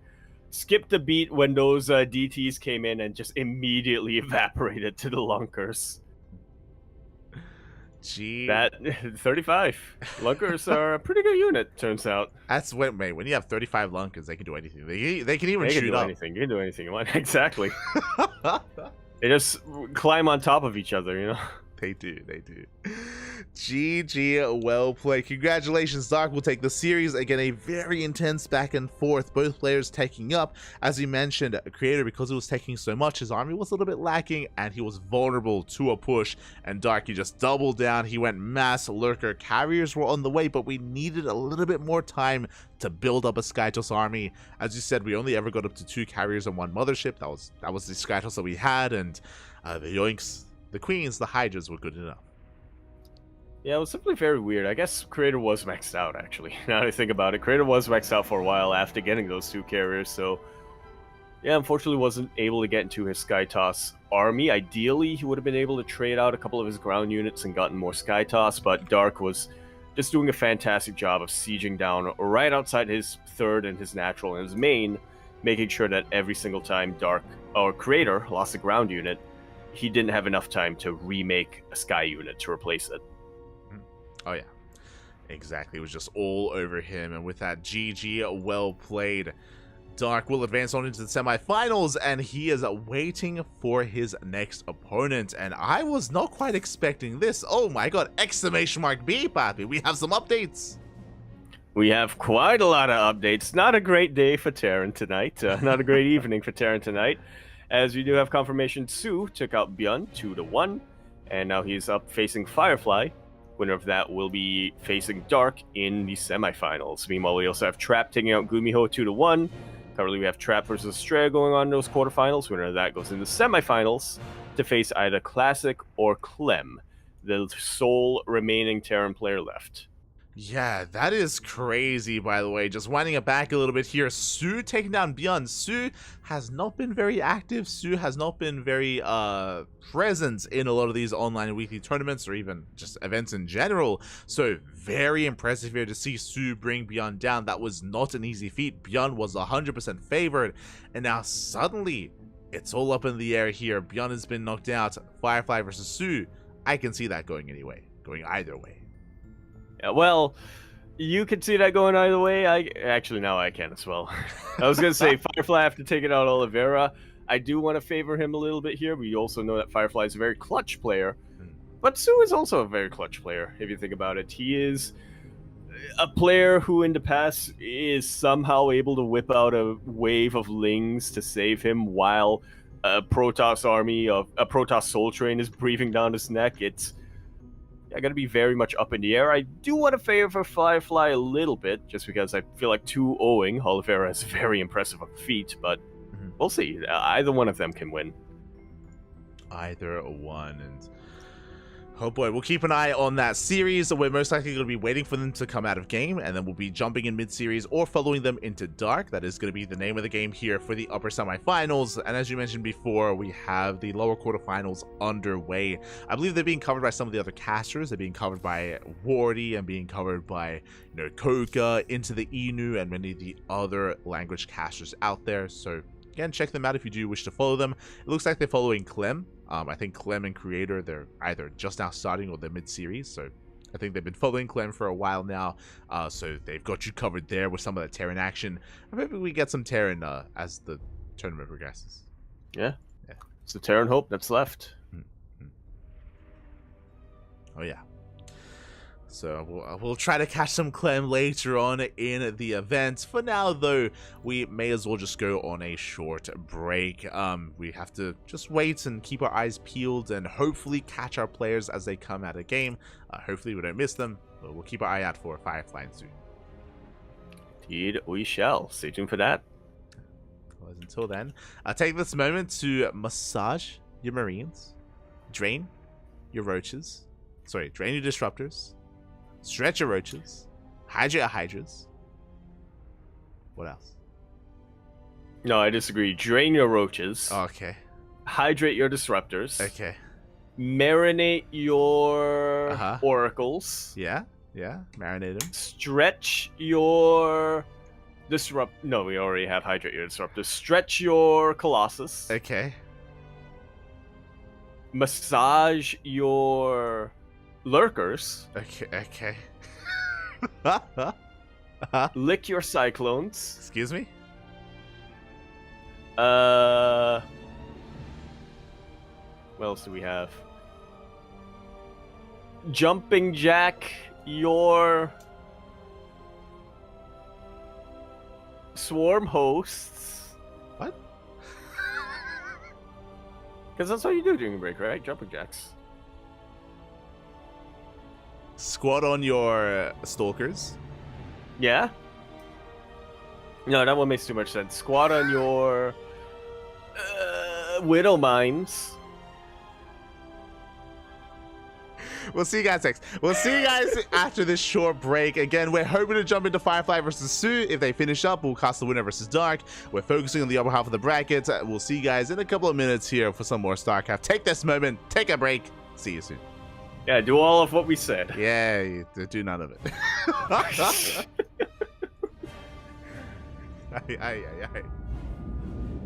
Carol break.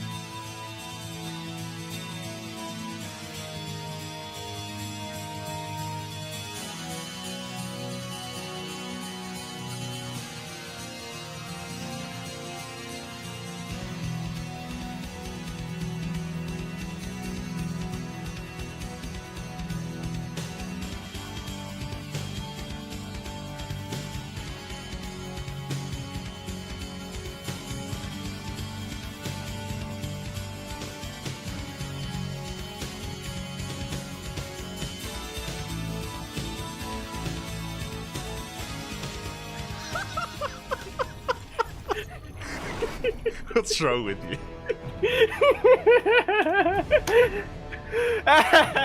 And we are back now.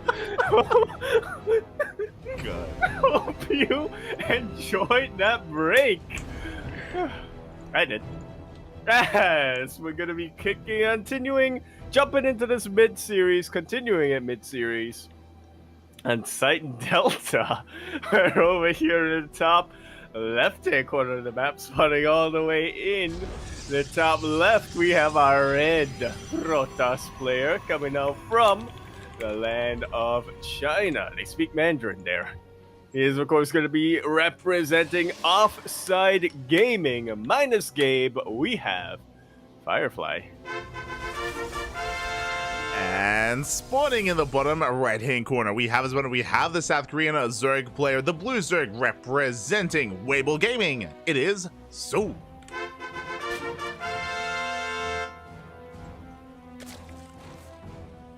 He speaks Mandarin. Exactly. God. As we are going to be settling in now, we did miss out on game one, unfortunately. Did occur off stream, and there was no one covering it. But now we're jumping in and we're filing into game number 2 to determine who makes it into the semi-finals. Dark is lying in wait for the winner of the series. Will it be a Zerg or a Protoss? We're here to find out. Indeed we shall. Dark already having some good practice against both Protoss and Zerg, but now we're going to see whether it's gonna be a Protoss or a Zerg.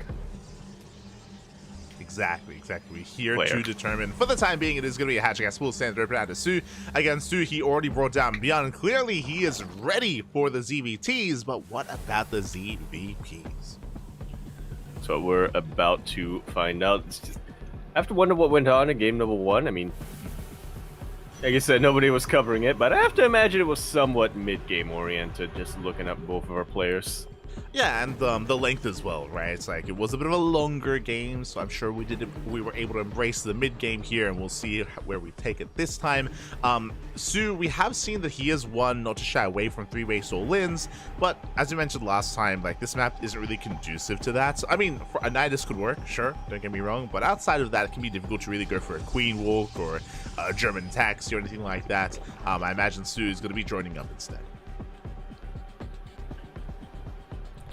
Yeah, typically what he is known for, just getting up to a 3-base economy at the very least, and then getting ready for, again, that more of that mid-game play. That's usually where he shines. He's not typically one to go for a lot of lings in the early game or anything like that. No. Su, he's all about them Hydras. Yeah, it's all about them Hydras, Papi, and here we go. For now, we're just going to be joining up. We have our Lings poised and ready across the map. Basically, if this Adept ever moves out, then the Lings will be moving in. So Su is lying in wait. Meanwhile, Oracle moving out across the map. It was a Stargate opener into Oracle. Standard stuff here at a Firefly. Nothing too crazy yet, as we are attempting to expand and take our third. Just like so. Oracle here. It's a little bit of an escort for this probe. This is the most important feeling probe in the world right now. Oh yeah. Very important probe here for Firefly. Does live, does survive, does get the third base up and running, and that is a fast forge. Yeah, that's a fast forge, and we're keeping the Oracle back at home, which tells me that Firefly, since he's not going across the map to harass, is just building up for a very potent +1 timing. This is interesting. This could be for... It's been months. It's been months since I've seen this build. This looks like fast +1 into fast +2 into Colossus timing. It is a robo follow-up, and I imagine this is going to be for Bay.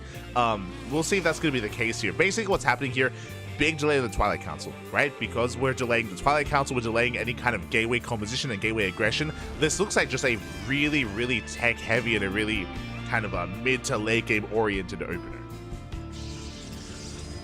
Interesting. Yeah, we'll see if that ends up paying off here for Firefly. Su is not really looking to punish this too hard back home. I mean, he made a couple of links, but those are safety links. He is very much focused on just joining up. He's grabbing his Roach Warren, but it feels like more of a safety Roach Warren than anything. Yeah, it was. So I feel like Firefly's probably going to be able to get away with this. Yeah, it was Showtime. Showtime used to do this, and there we go. which would make sense just because, again, you're delaying your upgrades, or delaying specifically like Charge and Blink and all that stuff, and focusing on Immortals into Colossus. We'll see if that's going to be the case here. Firefly does go into the Twilight Council, so we'll eventually work towards an upgrade of choice for his gateway units, or he could just delay even further and go for a Temple Archives and go into Archons. Yeah, he's got a lot of options on his hands as we get into our mid game. But for the time being, he is a little bit vulnerable, so it's really important for him right now with these Oracles to try to keep Su on his own side of the map. As the Oracles, they head towards the natural base. 6 drones going to be going down. Very nicely done here out of Firefly, getting a lot of damage. And again, you can see here, still no upgrade. Like, again, like, we don't really care about it. Blink is now on the way, but it's heavily delayed. And we're just focusing on saturating our bases, getting to more Immortals, and getting into our mid game. I like it so. Very much of a gentleman's agreement coming out from Su and Firefly here. Not something you witness every day in ESL Open Cup Asia. Yeah, considering, as you're kind of alluding to, Su is also droning. He's just droning up. Now we have some roaches on the way just so we can have a presence on the map. But for the most part, we're getting ready for a longer game as well. Droning up as much as we can. Likewise, back at home, though, we got Infestation Bit on the way out of Su, getting ready to take up into Hive Tech. Well, all right, and we said we were in for a little bit of a longer one, but we are rushing right into the end game, or rather, we're getting into the end game as quickly as we can. Yeah, and this is going to be an interesting variation as we get a couple more drone kills here at the third base. There's going to be 3 more worker kills by the Oracles, but what I'm getting at is that Blink is lined up with +2. +2 and Blink are going to finish up at around the same time. We just went for a gateway explosion, and now we are up to, I believe, 8 gates, and that is a lot of sentries. I thought we were going to be taking up into Colossus, but we did not throw down the bay. Instead, we're going for a really interesting +2 Soul Train. Huh. It's been a while since we've seen this. I'm just cannot keep my eyes off this one probe going around the gateway on the gas. But yeah, it's an interesting way that we're going about this, a little bit more old school coming out from Firefly, but one that can absolutely still hit like a truck, especially when you don't have a lot of units on the map like Su does. Yeah, or Su doesn't have. And because the early to mid game has been so passive from Firefly, he's hoping that Su is maybe a little bit too greedy, and Su has drawn up to 80, is now taking into a Hydra Lurker Viper, but right now he's stuck with Roaches right now, and he's a little bit vulnerable, and here we go, Firefly, he's going for his push, he's going for his timing. Blink and +2 finishing up just in time for this attack.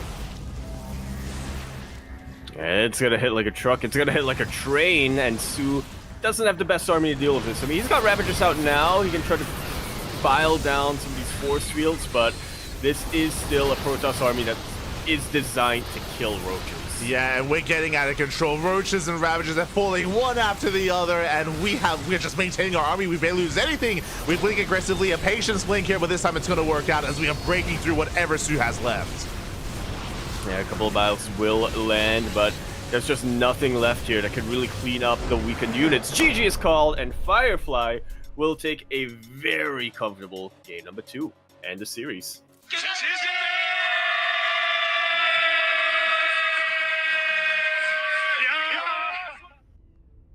Jeez. It's not just PvT by the looks of things here from Firefly.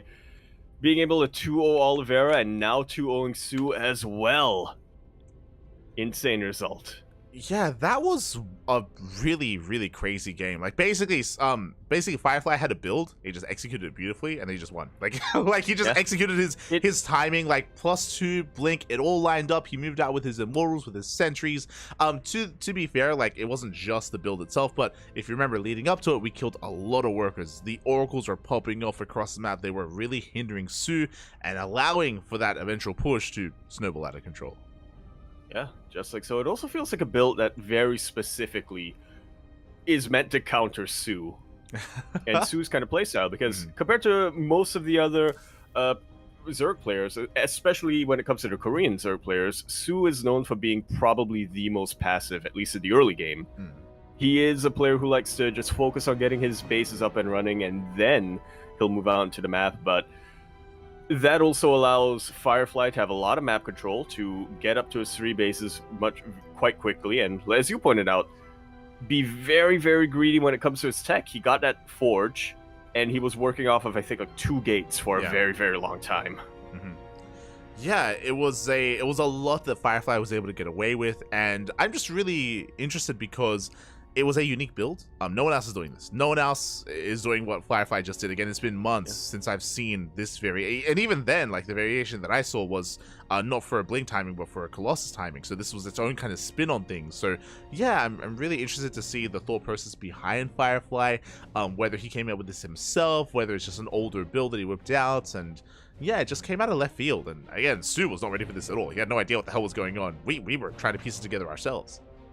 Yeah. It was like we had a vague idea of what the end result was probably going to be, but we didn't really, we couldn't figure out what the details were, how Firefly was going to bridge us from that start of the game to the end of the push. Mm-hmm. Oh yeah. The start of the build to the end of the push.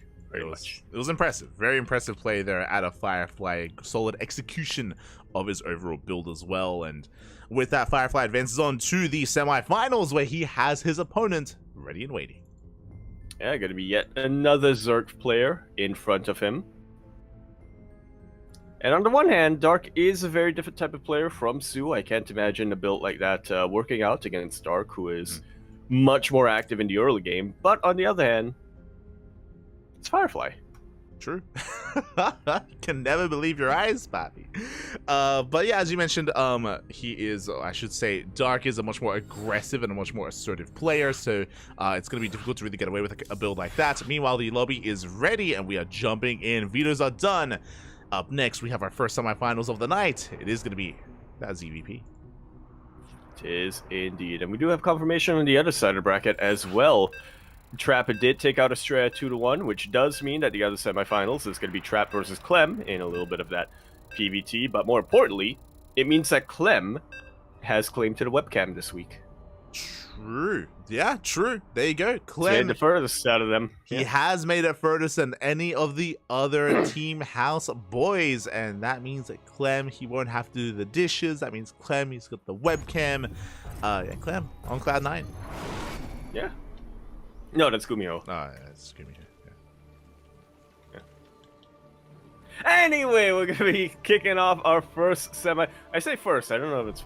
We're going to be kicking off one of our two semifinals of the evening. Our first, but not our last. Ideally. Semifinal of the evening, and it's going to be here on site Delta, where we're in the top left-hand corner map, starting all the way in the top left. We, of course, have our blue Zerg player coming out from the land of Korea. He's going to be representing Talon Esports. We have Dark. And spawning in the bottom right-hand corner, we have the Chinese Protoss player, the red Protoss himself, representing Offside Esports. It is Firefly. On site Delta once again. And as you said, that was a very unique build coming out from Firefly. I would love to see him continue to refine this down over the coming months. Potentially whip it out more and more against some of these top tier players and ideally beat them as well. But yeah, Dark is a very different type of Zerg compared to Su. He is not gonna be not typically one to let his Protoss opponents get away with being greedy in the early game. Oh yeah. Yeah, we'll see if he can get away with the greed or if Firefly just takes a different approach, right? As you mentioned, because of Dark's aggressive nature, Firefly may just not even attempt that build and just have a very different kind of setup here against the Zerg player. For now, Firefly just being as annoying as possible, tasing away at those drones, and we'll soon see what we embrace, what kind of build we go for. You know, I never actually thought about that. The fact that Probe's weapon is basically a taser. Oh yeah, yeah. Yeah. Is it painful? It's gotta be painful.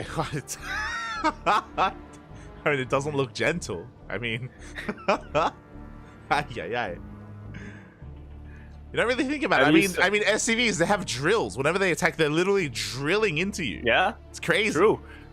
Drones are actually probably the least brutal out of all the workers in that regard. It depends on how sharp the claws are. That's the thing, right? Like the claws. True. Because they are. If the claws are blunt, that's going to be real painful. Yeah. Because they are like actually like yanking out crystals, or like at least crushing crystals, I guess, right? Yeah. Oh, right, with their claws. Yeah. It's actually kind of cute. They're like crushing the crystals with their claws, but then they're biting them with their teeth Exactly. to carry them. Yeah. Mhm. Yeah, I feel like probes should. Yeah, they're drones. I feel like probes should take a page out of Heroes of the Storm and have a range attack. I don't. I think I stopped playing Heroes of the Storm as Probius was being released. I think when I saw that cannon rushes in Heroes, like yeah. I'm good. I play Heroes to get away from the cannon rushes. Like, exactly. Now I have to face them again. Aye. Glaives are on the way. Glaives are on the way from Firefly. Not Very pulling out of different gas. approach this time. And we're not pulling out of gas, and you know what that means? Dark. He's gonna get DT twice. So tonight. We have options. We can either go for a Dark Shrine alongside the Glaive Adepts, or we can go for something a little bit different. Now, actually, I'm a little bit surprised here. There's no Robo. Oh, yeah, that's an additional gate. Yeah. It's a 3-gate glaive. Yeah, 3. Okay. So But this is macro. This is macro Glaive Adepts. So it's 3-gate glaives because we don't spend money on the Robo. We have spare resources to get a third base. Huh. Alrighty then, we'll see what this eventually builds into. Firefly, yeah, just playing macro for now. Yeah, and ideally, this is designed to catch Dark off guard because Dark sees a third, so he's like, oh, okay, standard game, right? It should be like, Stargate, maybe into Blink, right? It should be a normal game, but we are banking and hiding the Adepts here behind the natural before moving out across the map. A very potent force of Adepts coming out as well. We're not quite going to be reinforcing this, so yeah, these 5 Adepts have their work cut out for them. But like you said, this can catch Dark off guard. Ideally, it catches Dark off guard, and it will allow Firefly to just slip into a mineral line, take out a couple of drones, and then back home he is safe and secure on his 3 bases. Yeah, he is safe and secure. He is macroing on out of this. Meanwhile, Dark has made quite an abundance of roaches. This is just a safety precaution. Spores are done. This time it will not be DT'd. After what happened to Creator, we've got spores in both mineral lines, not in the main base, but plenty of detection here, so we should be safe and sound. And Dark is just going to be settling into the mid game from here. It's traumatized. DTSD happens to the best of us. Oh yeah. As the third base is getting saturated, Blink and +1 are now on the way. We're getting to our standard transition. The Adepts, we have to be very careful with them because if we lose them, then we lose the third base. So Firefly's just being very careful overall. Didn't commit, and yeah, no damage was really dealt either way. Huh. But we're about to have damage dealt as that is a Spire on the way. Oh, okay. I assumed it was just going to be into Hydras or into Lingbane Roach Ravager, but no, we take all of our gases and we are getting into Namotas. Yeah. Why is there no Muta hero in Heroes of the Storm? Anyway. Yeah, a lot of potential here for Dark to slip into a mineral line here and there. Okay, does Zagara make Mutas and Heroes? Is that a thing? Does she? Does she? Does she? She makes Banelings. She makes Hydras and Roaches, I know that much. Yeah. Does she not What make does Abathur Mutas? make? One of them makes Kerrigan Ultras, makes right? Ultras. Yeah. Kerrigan, yeah. There you go. Are there no Mutas in Heroes? Is it OP because it flies? There's gotta be Mutas in Heroes, Is there anything that flies in Heroes? Raynor can make Banshees in Heroes. Okay. Or one Banshee now. Got nerfed. Okay. Shaking my head. God. It's not even cloaked. Like, Yeah, you can't even one-shot drones with one Banshee. Do they not know? shaking my head. They not play StarCraft? Mutas are on the way. Mutas are on the way. And I'm now on the way. Firefly will finally scout the Spire before the Mutas are out, so he does have a little bit of time to prepare back home. There we go. So he has a heads up back at home. We have cannons, shield batteries on the way. Double Stargate as well to embrace a Phoenix production. So a big reaction out of Firefly. Now the ball is in Dark's court. Dark knows he got scattered. He did invest into 8 Mutas. And Dark is not making any more than that. He's focusing on his ground army. Yeah, ideally here for Dark, Firefly overreacts to the Mutalist. But we'll see if that ends up coming true. I feel like Firefly himself is probably guessing that this is only a harassment force of Mutalists. It's not going to be part of Dark's main army. As the Mutas, they go for a massive flyby. Likewise, Stalkers are in position. Stargates are revealed. But in the midst of all this, here comes the main army of Dark. He hits the 4th. Yeah, flooding all these links through. The shield battery will go down right after battery overcharge got popped. So, yeah, very unfortunate timing here, unfortunately, for Firefly. A nice force field to lock down the Ravagers, but as the Ravagers are being cleaned up, the base, the Nexus is going down, and that is all that Dark wanted. That's going to be a kill on the 4th Nexus. Oh my lord, yeah, there's a kill on the 4th base. Meanwhile, the Mutas, while the main army was distracted over here, the Mutas were able to take out 18 probes. Yeah, good lord. 18 workers go down, so we lose a base and a mineral line. Dark doing so well already, and again, we're done with the Mutas. We're still focusing on Ling, Bane, Roach, Ravager. Bailey Nest now on the way, plus on melee as well. Dark is looking solid. Firefly does have a comparable worker count. I will say that. Dark did cut a lot of drones. Huh. Yeah. But he's not looking to make any more now. No. He's getting ready. Firefly, yeah. I was just gonna say, Firefly not that far behind, but Dark doesn't intend for, was never intending to be ahead, that far ahead. Yeah, Dark, he's maxed out. He's maxed out, so he's cutting workers at just under 4 base saturation. He's going for the second wave. He's going for a second push, and this one is going to hit even harder than the first. Once again, his goal is to deny the 4th. Time and time again, and contain the opponent to 3 bases. Continue your opponent on 3 bases, and eventually they run out of money to reinforce their army. Yeah, as we do see the Stalkers gaining ground, Immortals are pushing through as well, but we're getting some of the Immortals. Oh, alas, the Force Fields will zone away those Lings, and Firefly is holding. Yeah, this time the 4th base does survive. And Dark doesn't trade too well against it. The Mutalist is still alive and is trying to wreak havoc in the natural base, but battery overcharge, funnily enough, going to keep everything alive. Firefly didn't even need battery overcharge at his 4th base, I'm now realizing. Yeah, it didn't even need the overcharge. The 4th base survives. A very impressive defense here out of Firefly, and now I'm a little bit concerned for Dark. Firefly is holding, Firefly is surviving. Dark is still sticking with a mid-game army composition and is getting ready for wave number 3. But the longer this goes on, the better it is for Firefly. He's got the concave. Well, he does have the concave, and he's looking for a flank, but we have 50 over Banes here for Dark. Oh, but we don't have Bane's speed. We didn't need it. We don't need it, yeah. Yeah, they crash into the mineral line. 13 pros go down at the same time. Mutas, they hit the natural base as well, and Dark is going to be going for a rotation. As you mentioned, bathing speed is going to be necessary for the main army. It's going to finish up in 10 seconds. Firefly trying to recover, trying to hold on, but this 3rd base looking that much more exposed. And we do have a little bit of a concave being set up here from Firefly. Going to be enough, actually, for Dark to back away. Yeah, we still need that bathing speed. There we go. Bathing speed is now done. Dark can now turn around. He can now turn and fight against the main army. But sentries are coming in. We have more force fields. Indeed, we do. I was worried that the sentries didn't have a lot of energy on them, but we had enough to wall off the choke point, and that's all that matters. Exactly, that's all that does matter. Firefly is holding. Losing the mineral line was brutal, though. Again, we have not had the time to reproduce those workers, to get back into saturation. So the economy for Firefly now did take a big blow, but the main army is still looking pretty strong. And again, Dark is still not transitioning out of this. He's still sticking with a ground-based army with the Ling, Bane, Roach, Ravager. Firefly will have an opportunity soon to break out. We'll see if Dark lets him have it. We get in! Do manage to break into the mineral line. Massive run-by of Lings. Completely wreaking havoc over here. Forces the battery overcharge once again. But alas, the shield battery will fall. This main army is not as strong as it could be, as Firefly was forced to split up a couple of units. But the sentries, man. Oh, I was going to say the sentries are holding strong and they are walling off. But a lot of them go down to the Banes. And at the same time, Lings, they break through the natural base. 18 more workers going down. Stalkers, they're racing back into the main.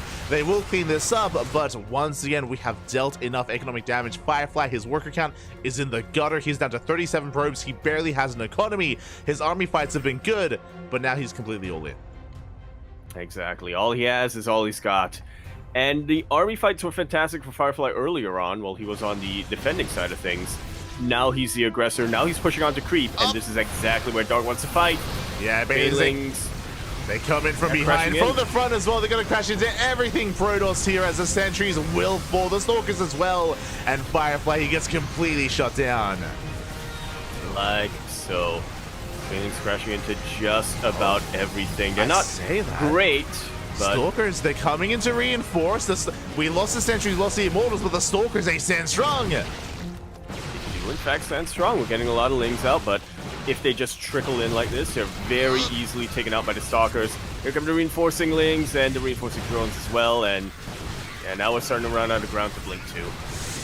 Yeah, and the Stalkers are getting low. They're just bleeding out here at this point. Boys are being pulled. Some drones are going down, but Dark, you can afford to lose some workers here as we cut the Stalker count in half. And again, no reinforcements, no economy. We barely have anything left over to reinforce. Firefly is running out of steam. Yeah, Dark lost 7 drones this game. Those 7 drones were the only drones that he lost, compared to Firefly losing 50. Exactly. So Dark can sustain these trades. He can sustain these losses. Firefly cannot. Does peel off a couple of Zelts to go for a run by, to go for a counterattack. But alas, they're going to be shut down as well. And yeah, Dark, he's looking quite comfortable here, massing out more roaches. Firefly, he's weathered storm after swarm after storm. But it only took one. Every successive storm weakened him, and in the end, Dark was able to break through and take game number 1. GG. GG, well played. Dark does take a lead here in the series, but a shout out to Firefly because he was holding his own. He was defending beautifully. There were only 1 or 2 slip-ups here that did go in favor of Dark. The big one, of course, was the Baneling Water Bite at the third base, which killed 18 workers. Likewise, the Ling Run by at the natural, also killing another 18 workers as well. These 2 moments were crucial, and these 2 moments meant that Firefly was all in. Like so, yeah.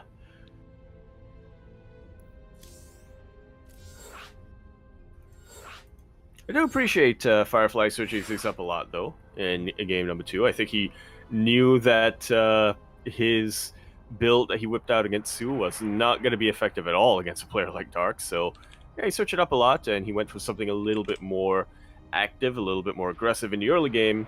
It was just unfortunate that Dark also was looking to be aggressive. Very aggressive. Oh, yeah. And I've shouted as well in the chat to Neogist as well. God, Papi God, thank you so much for resubscribing for 2 months with Twitch Prime. Thank you, Neogist. We do appreciate the support. Weren't able to give you a shout out during the game because things were popping off, but thank you nonetheless. We appreciate it. Yeah, much appreciated, Neogist. 67 months ago. 67 more months, Papi. You'll be fine. Let's go. Yeah. As we dive into game number 2 of our best of 3 semifinals here, where we're going to be spawning into Oceanborn, where we're here in the bottom right-hand corner of the map, spawning all the way in the bottom right. We have our blue Berserk player coming out from the land of Korea. He, of course, is going to be representing Talon Esports, as well as dads everywhere, as with Lancer being taken out, I believe Dark is the only dad remaining in the bracket. We have Dark. And spawning in the top left-hand corner, we have the Chinese Protoss player, the red Protoss representing Offside Esports. It is Firefly.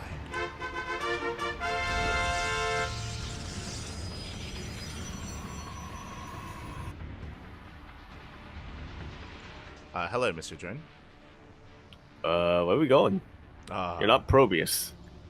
No, we're doing one better, Pappy. Here we go. Now, we have one of 2 things. There we go. Dark, if the probe had stuck around, and if Dark was denied this expansion, then we can go for the hatch block across the map. But it looks like Dark is not going for the spawning pool, so we can go for both. It's going to be hatch first into the hatch block as well.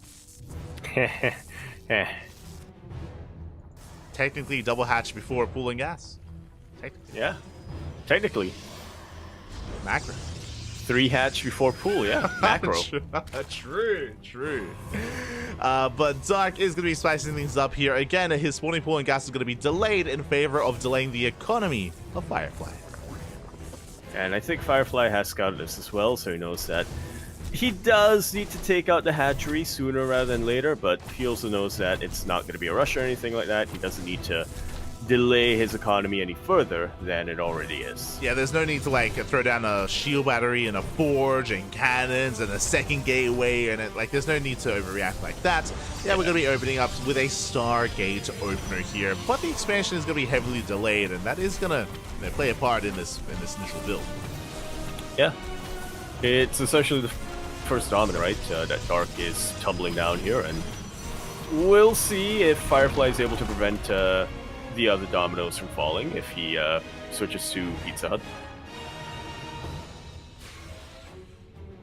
As he will be able to turn on his Nexus. I was about to ask something actually, because you are a bit of a zoomer. You're a bit of a younger lad, right? Indeed. Well, depending on who you ask, it could be a zillennial. Have you even like seen a domino IRL? Like, have you owned dominoes? Have you played with dominoes? Like, is your reference to a domino the pizza? It's my main reference, but yeah, I've seen dominoes. My grandmother was a gambler. Okay. Okay, I understand. Wouldn't that have been like mahjong or something? My grandmother was a gambler. Yeah, we had mahjong. We had a mahjong set. Okay. We had a mahjong table. Yeah. My grandfather used to host whatchamacallit, games. How do you gamble with dominoes? I mean, there's like a whatchamacallit. Math is involved, so I never learned. Okay, fair enough. So I never learned the gambling part, but I like to set them up. Okay. I can knock them down. Okay. Fair enough. Okay. Not just pizza. Yeah, mostly pizza. Mostly pizza. I ain't gonna lie, I thought when you said, when you were talking about dominoes, so I thought you were gonna be like, do you even know of the Noid?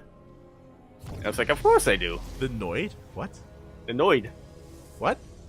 It was the Domino's mascot for like half a year. What? I've never... in the 80s or something like that. Domino's had a mascot? Yeah. Until they realized that the mascot was very creepy, actually. Okay. And should not be selling pizza to people. Enough. Should not be showing up at people's houses and be like, hey, I got pizza. You know, I guarantee you there are people that are growing up in this current generation that have no idea what a domino is, and saying like dominoes falling means nothing to them. Because that's not like a thing, right? Like, what would the modern day equivalent be? Like, I would like, in my mind, I would imagine things like dominoes and like Monopoly and stuff like that are being phased out, and Uno, right? No, Monopoly is still huge. Yeah, like Monopoly is timeless, mate. You can never. Monopoly is timeless. There's no other game that can break up a family quite like Monopoly. I mean, that was the case. Is that still the case? Like a family still playing like Monopoly? I think. What else would they play? I mean, like the kids would just play on their iPad. Yeah, Monopoly for iPad, you know. True. Monopoly app. There you go. Hey, that's the answer. Just get an app. Just get a domino app. Where in the app, it turns your phone into a domino, and you line up all your phones. You line up your phones, you knock them down. There you go. That's how you answer it. That's how you do it. Knock the phones down. Play Jenga with your phone. Exactly. Phone Jenga. Stack them up. The winner gets the one phone that is broken. Okay. No, yeah. That makes sense. In my mind, that's what kids are all doing. about the phones. Yeah. You know, kids these days. All about them phones. As we're joining up, it was send the game Hatchgas pool. Likewise, Stargate open it into Oracle. Nothing crazy. We didn't miss anything. Both players embracing the mid game here. Dark is going to be going. He did skip the Roach Warren. Is going to plus on melee and is going Ling Bane Hydra. Here we go. On the other side of things, Firefly is he get blink. He didn't get blink, so yeah, he's just getting charge first, and he's setting up for 6 gates. Here we go. Yeah, the gateways are on the way. We do catch a queen, but it does cost us an oracle. The other oracle taking a lot of hits. Oh my god, Bailey will escape. Bailey will get away. But as you are alluding to, we are not going into a standard game. We are embracing charge loads, and we're looking at hits 8 charge and +1 timing. Yeah, very, very potent, especially against a Zerg player who doesn't have any banelings. Yeah, because I alluded to Lingbane Hydra. Well, really, it's just Ling Hydra. Bailing that's just now on the way, and without Bailings, this is not going to be the easiest of holds. We'll see as Firefly is going to be zooming across the map. Lings are amassing. Queens are coming to the table as well, and we'll see if we can pull off this defense. And we're going to try. Hydra's coming in from the flank. Lings are getting full surrounds on these Zealots. Not quite enough sentries here for force fields. In fact, we have one sentry, but it ended up getting sniped by the Queens. Yeah, exactly. At the same time, a couple of Adepts did shade in. We do react in time. We pull away Adepts, they shade into the natural. Some drones are going down, but this cost us a lot of Zealots. Looking at the units last time, that was 11 Zealots going down, and we only got 2 drones. Yeah, not at all a worthwhile trade here for Firefly, and now things are getting very scary because Firefly was banking a lot on this initial push, to do a lot of damage to take out a mineral line ideally, or at the very least trade well against the army of Dark, but it didn't, and now Dark is getting into, this time with Banes, it is actually Lingbane Hydra. Here we go, Lingbane Hydra's on the way. Nice stasis, does catch out. Oh no! It does catch out the Zealots, sorry, the Lings, but the Bailings will crash into Zealots. So still good connections here for Dark. Behind this, we can see Firefly trying to transition out of this, working towards Blink, working towards +2 and Storm, but it's all still on the way. So it's the most heartbreaking thing in the world when you see a Zerg player with slow Banes, but the Chargelets charge into them anyway. And they still connect. Ouch. We do have a Dark just massing up more of his army. Firefly now expanding, taking 4th base. The 4th has been a bit delayed, and we're catching up the Zealots. Yeah, we are getting a bit of surround. The Oracle's doing everything they can to try to support them, and they will take out a lot of Lings, but Hydras will zone them away, and that's going to be the end of that particular army of Zealots. Once again, another trade going very heavily in Dark's favor. Yeah, exactly. So Dark, he's in control. He even catches the Oracles. 1-2 Oracle's going to be going down. And with Dark, he's just amassing his army, getting ready to knock down that 4th base. The one chance that Firefly has is Storm. Storm has potential to bounce back. Even though we're down in supply, if we can get some good connections, then we can bring it back. I believe.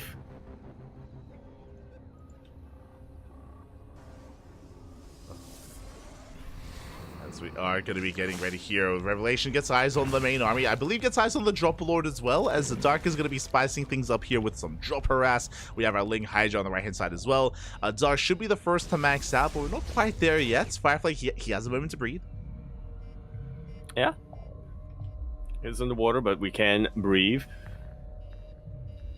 And we'll see what he does with this breath, or with this time, I should say, and how well he's going to be able to set things up. Dark going to be finishing up his hive. He will have Vipers available pretty soon, or he will be able to make Vipers pretty soon.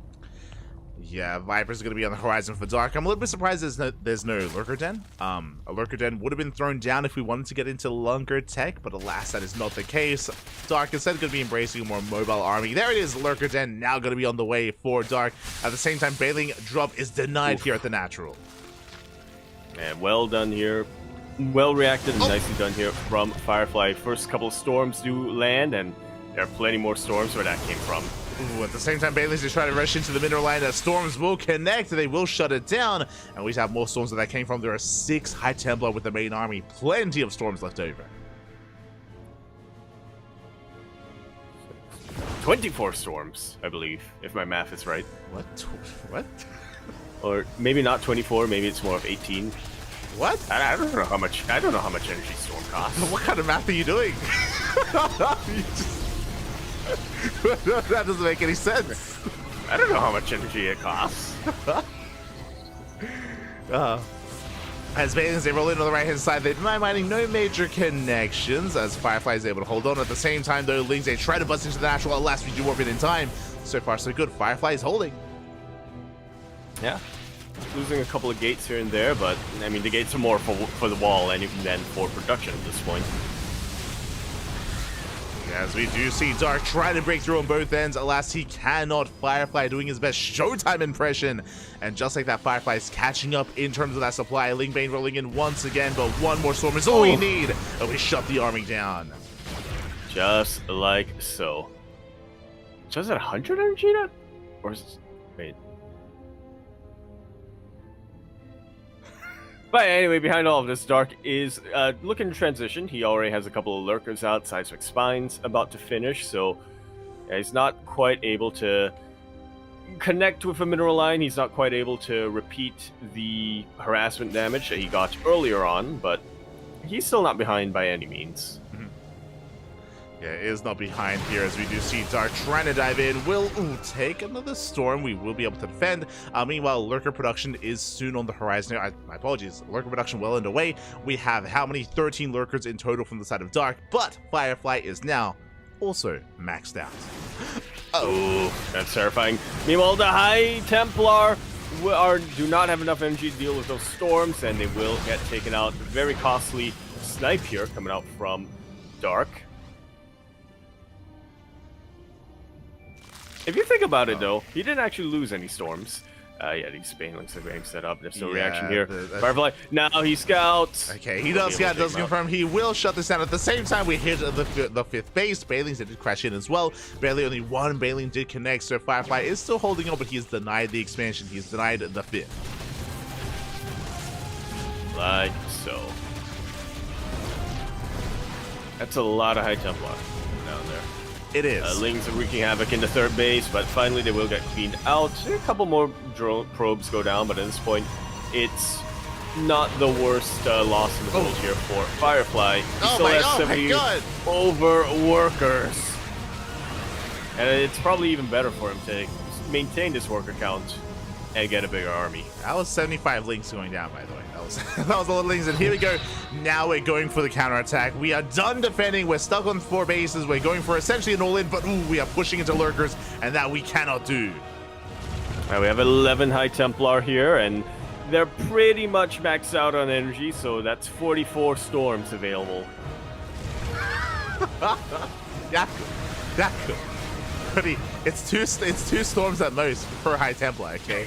If they're on full energy. I don't know how much energy they cost. It's 75. It's 75. 75, there you go. Okay, so it's not 50, so it's 22. It'd be crazy if it was storms available. Storm. That would be insane. That'd be wild. It should be 50. You're an animal. You're an animal. As we are going to be rotating towards the left-hand side, the Firefly taking another base. Upon seeing all the lurkers, he backs off, and now we're getting ready for Skytoss. What I'm concerned by, though, is that this Skytoss transition, it does feel a little bit late for Firefly. I'm concerned. We've seen Dark before embrace the 35 lunkers, and we're getting there. Oh my god! Yeah, not quite enough vision to get on top of this High Templar, unfortunately for Dark, but Firefly will be able to make it out of here, How many and lunkers? He's well aware. We have how many do you think? 31 lunkers, which is we have 30. Okay, well, we have 31 lunkers, which is basically how many spines would that be? So as lurkers are pushing forward, we do deny mining here at the fifth base. Fifth base under fire. At the same time, Lings hit the right-hand side. 10 probes going to be going down, and the swarm of lurkers, they're encroaching upon the bases of Firefly. And can he stop it? Well, he's going to try. 210 spines. What are you saying? 222 that's not bad. That's not bad, yeah. If we assume that lurkers have 7 spines. Which, look, it looks like a lurker has 7 spines. So. I can't. Your math involves, if we assume, if we can guess the number that we're working with, then it all works out. Okay. Exactly. If we assume that I'm correct, then I'm correct. The lurkers, we catch out some of the army here. Ooh, we do get a surround on the right-hand side. Meanwhile, none of the Immortals, they waddle in, and a Firefly is being pulled apart. And as a reminder, again, he's all in. He has no economy. He's stuck on 4 bases. He was contained, and he just cannot keep up. Yeah, that he is not. A lot of production are in the front lines as well for Firefly, and Dark is starting to siege a lot of them down. A couple of lurkers fell, but nowhere near enough, because again, 31 lurkers is a lot. GG is called, and Dark will be taking the series 2-0. We'll be moving on to the finals of ESL Open Cup.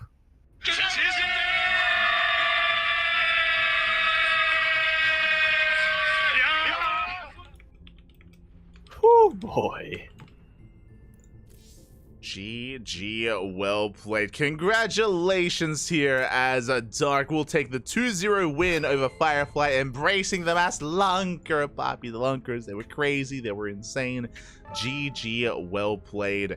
Dark advances on to the grand finals, and fun fact, we already have our finals ready for us. Oh, okay, here we go. Is it going to be a ZVT or is it going to be a ZVP? As I refresh the bracket right now, it is in fact going to be... The bracket's not updated yet now. Bracket is it not updated?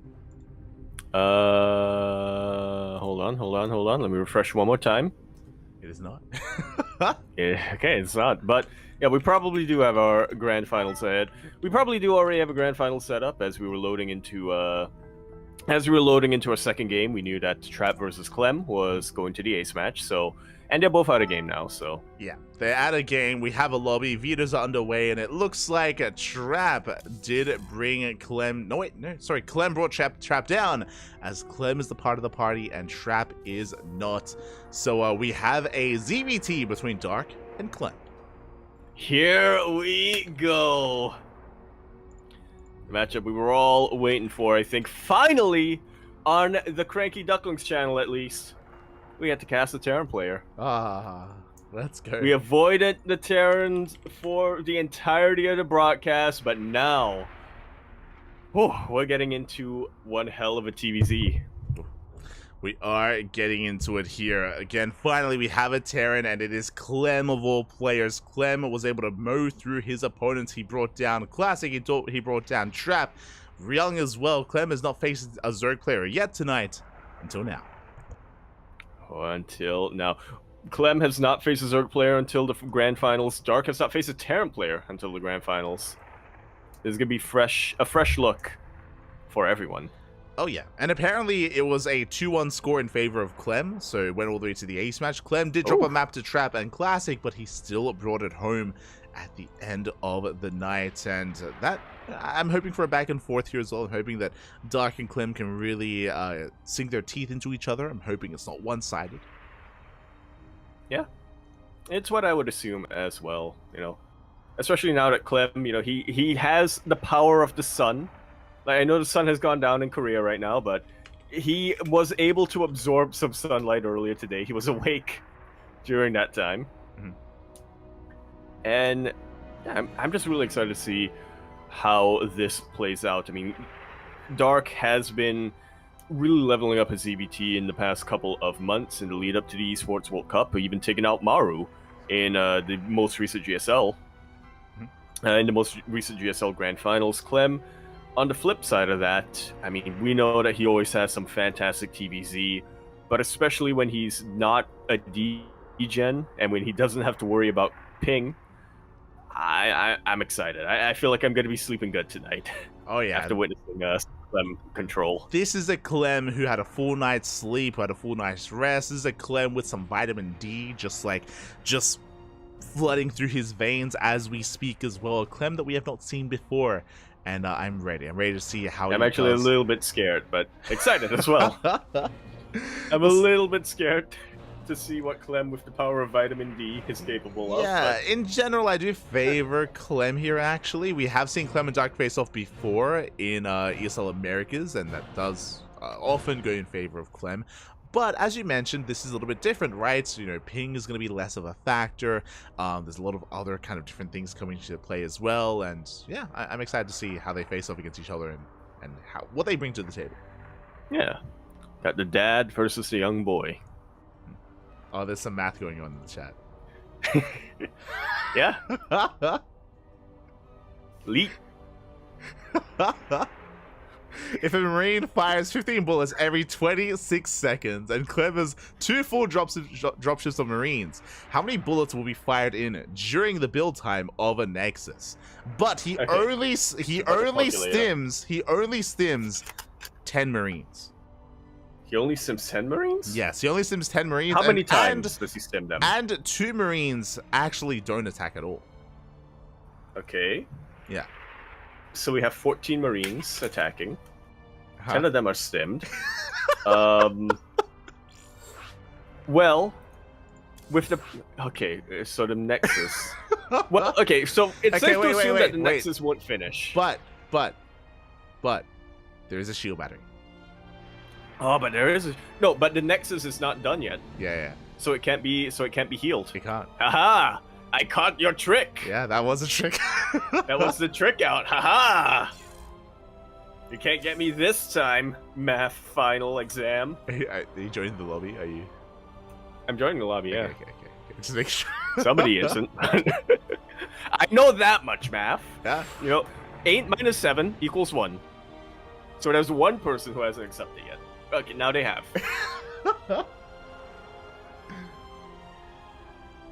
But okay, so the Nexus isn't gonna finish. Mm-hmm. That we know for a fact. Does that help us? Catching up in the chat.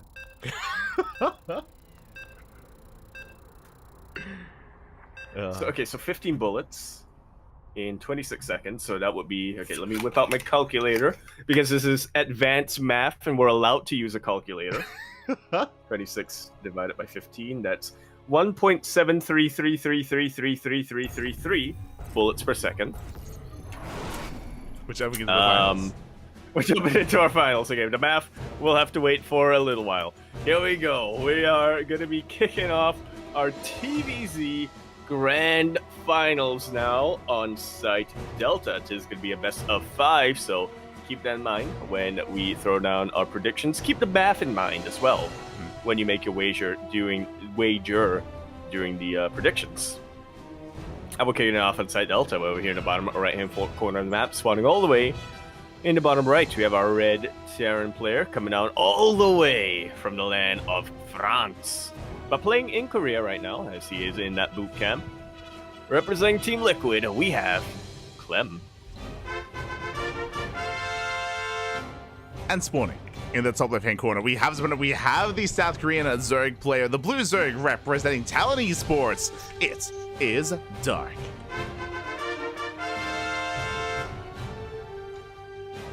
Nish saying what we're all thinking. I graduated not to deal with math. I was done with math. Oh no. The math, it never leaves, it never goes away, as Clem is going for 2-Rax Reaper. A little bit of a Byung build. Yeah, we go. I mean, Clem is in Korea, so is going to be embracing that Byung opener here. Now, the goal of this build is to rush out with Reapers, is to ideally delay the third base to contain the Zerg player, and to maybe even get a drone kill as well. We'll see how Dark does respond as the Overlord is on the way. Just like so. I'm liking this from Clem. I mean, he knows that ping's not going to be as much of a factor, so he might as well get his fill while he can. Exactly, as the Reapers are going to be on the horizon. Now, this is not an all-in. Again, we're going to be expanding behind this. The first Reapers moving out, second Reapers on the way. The Overlord will eventually confirm the additional Reapers, and with that, we should be prioritizing Link speed from the side of Dark, and ideally hiding the drone as well, as we attempt to take a third. Yeah, it's a little bit of a gambit that Dark is pulling off, but if he gets away with it, which it looks like he shall. Yeah, we do pull the drone away, so it's going to be kept safe and sound. Reaver does dip into the natural, will dance with the Lings, and as it pivots away and checks the third base location, we should be ideally kind of luring Clem into false insecurity, thinking that there's no base. Actually, we just expand, we just take the third. Yeah, might as well. We have the resources for it, and I mean, there's no way that Reapers are going to be able to take out a building. At least not after Wings of Liberty. Yeah, there we go. It's only going to be 3 Reapers. Dark already does confirm the add-on on the way, so we're not getting a 4th or 5th Reaper. I say that 4th Reaper does pop out, so we're going to try and force the cancel. Like... Okay, not quite like so. Yeah, we're going to force it here, as Dark, he cannot save it. He was being a little bit greedy, trying to take the third base when he did, but last he will not get away with it. 4th Reaper has arrived, and we do force the cancel. Force cancel and kill the drone. So a lot of Dark's... Well, I was going to say a lot of Dark's initial plans did fall on his face, but yeah, glad to know that he does have a fallback. Yeah, so with that Bane bust. Exactly. In the end, this third base was buying time. It was distracting the Reapers, which means we don't scout. We don't know what's going on. And Dark is going for an all-in. He's going for a bust across the map. Link speed does kick in. We do try to bypass, or we're going to try and shut down these Reapers and try and deny the scouts of the Banelings. Up.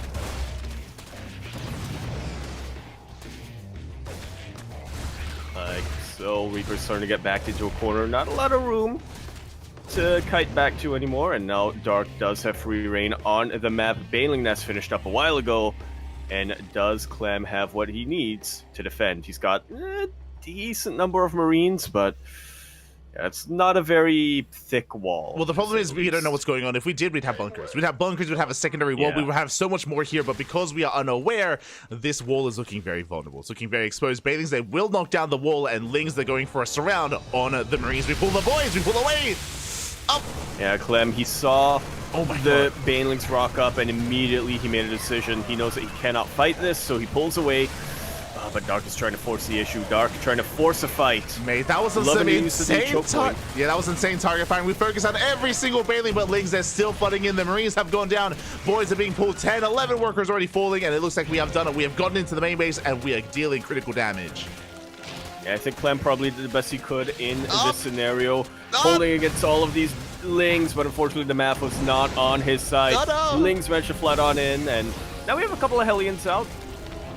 So it should be the end of the Ling aggression. I say that as I see more Lings and Banes in the production. Yeah, we have another Baneling Wardling in as well, headed for the mineral line. We deny mining time. That's what's important, as more Lings are putting in. There's 2 Hellions to defend, and can we hold on as we are cornered? And Lings, they do get on top of those Hellions. The boys are being pulled once again. We get a big, almost a big connection here, and the Hellions, they're falling. Left and right, and there's not a lot of... Clem cannot reproduce those Hellions since he's not mining. GG is called, and Dark gonna be taking game number 1. GG, well played. Dark, he was so quick to respond there. Again, his answer to the 2-axe Reaper was to fake out a third base to buy time to distract the Reapers, to distract Clem, and catch him off guard with an all-in. Just like so. I have to wonder how much of that was planned from the beginning from Dark, and how much of that was just a response to the 4 Reapers rocking up in his base. Mm-hmm.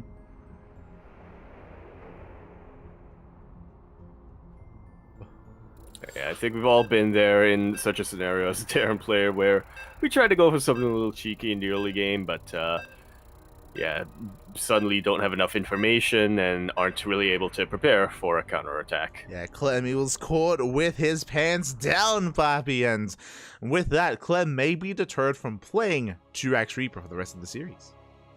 Yeah, well, we shall see.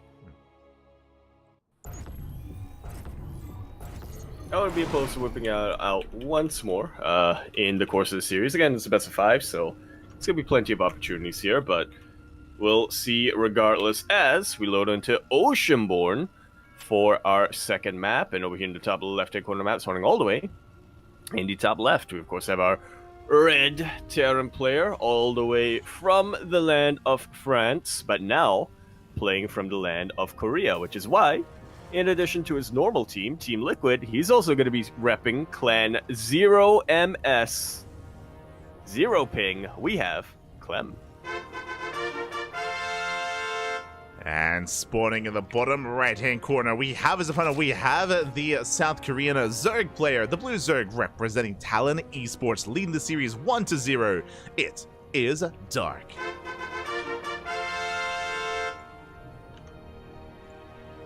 So we got further information here from Kuro. Since you cannot shoot, like, since bullets are a whole number, right? We have to round down. So it's not 1.7 bullets per second, it's 1 bullet per second. Which simplifies things a lot. That's a lot easier to work with. So what was it, 26 bullets in 15 seconds? Or, no, 50, wait. What was the question? It's fine, Yaku. It's fine. Don't worry about it. Don't worry about it, Yaku. It's okay. It's okay. It's okay. There's no Nexus here. There's no Protoss. We don't need to know. It's okay. There's no TVP. The Nexus can't hurt you. As we are going to be settling in for a Rax expand. This time a standard opener out of Clem is not going to be spicing things up with the 2 Rax Reaper, so again, he's going to be backing off from that more aggressive opener, and likewise Dark opening up Hatch Gas Pool. Yeah. He is unhindered for the time being, so he is feeling confident enough to go for a vertical expand?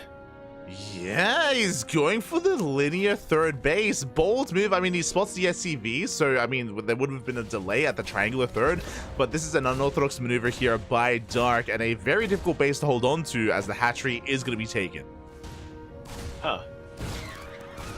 Alright, well, it's not a very common position for a third base. Like you mentioned, it's probably the safer option right now for Dark, at least safe in the sense that he's going to be able to get a third base in time, but it's a little bit more isolated compared to triangle third. And on Oceanborn, I don't know, I guess it still can act as a bit of a launching pad. Yeah, I mean, the scary thing here is the ramp, right? Like, you can set up tanks here on the high ground and lay siege upon this location. Likewise, it's on the low ground. There's multiple angles of attack. It's wide open. It is going to be an interesting base here for Dark, and I'm curious if he's going to play Roaches with this. It would make sense if Dark is, like, hyper-aggressive here to make sure that defending the third base isn't going to be a factor. Wait, hold on, rewind for a second. Do you say you can siege up tanks by this ramp? Yeah. Why haven't I been doing that? I have not put that on this map. I should be doing that. I mean, there's some pretty nice positions here that you can, like, siege up on and then, like, kite back to. Depending on, you know, how we approach this, we do see Clem opening up 3CC in towards a starport, and we'll see if he does embrace that. For now, Ling's dipping in. It's wreaking a bit of havoc here, just keeping Clem busy. Yeah, forcing a little bit of lost mining time, not too much, but yeah, keeps Clem on his toes a little bit, makes it so that he's not quite able to saturate his base as quickly as he would like. Yeah, and Dark being a little bit cheeky as Hellions move out. As the Hellions are revealed, Dark, he pulls the trigger. He's going across the map. He's going for the middle line. He wants SCV kills. And he's going to get him. These Hellions aren't going to be home to defend. There are going to be a couple of Hellions popping up right now, but already we got a full surround of one of them. Ooh. Hellion is surrounded. Oh, the other Hellion as well gets surrounded. Dark so quick to dive on those Hellions. Very impressive, and the Lings are wreaking havoc. SCVs are going down. Very decisive play coming out here from Dark. Now Clem forced to pull his Hellions back home. Liberator going to be sieging up in the mineral line, but it still has a very slow attack rate. That second Rax is not going to be up for a very long time. And Dark, on top of all of that, gets 11 SCVs. He gets 11 SCV kills. He gets 2 Hellions. He forces back the army. He scouts and he confirms the Liberator opener as well. And now we're getting ready. Now we can get ready for the Libs. We can get ready for the Hellion counterattack. There is a lot of onus, a lot of pressure on Dark as we go for another run by. Oh man, Dark with the full vision everywhere. So decisive to pull these triggers. So active with these Lings. Once again, forcing the Hellions back home. Dark is on 43 workers. He's about to be on 54, as we have 11 drones on the way. Yeah, he is joining up Lings. This time they're getting caught out, so Clem will get eyes on them. Again, this time the Lings didn't do much damage, but they forced back the Hellions. That's what's important. They made sure that the Hellions could not harass across the map. Spore and Queen are repositioning. Liberator has been able to siege up and will get 1 drone kill.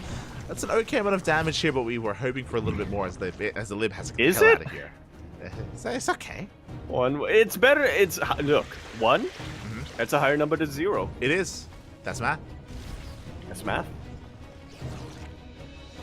With the Liberator alive, Hellions are starting to rock up, and a couple of drones did line up, so 4 more of them will fall. But Dark still has plenty of Lings. Still going to be able to clean this up. Yeah, he shuts down the majority of these Hellions. As you mentioned, though, we do get 5 extra worker kills, so very nicely done. As a result, Clem is holding his own. Clem is getting his third base up and running on location, and we can settle into a back and forth. Honestly, Dark had some really nice pickoffs early on, but thanks to the worker kills that we just saw, you know, Clem, he's able to keep up.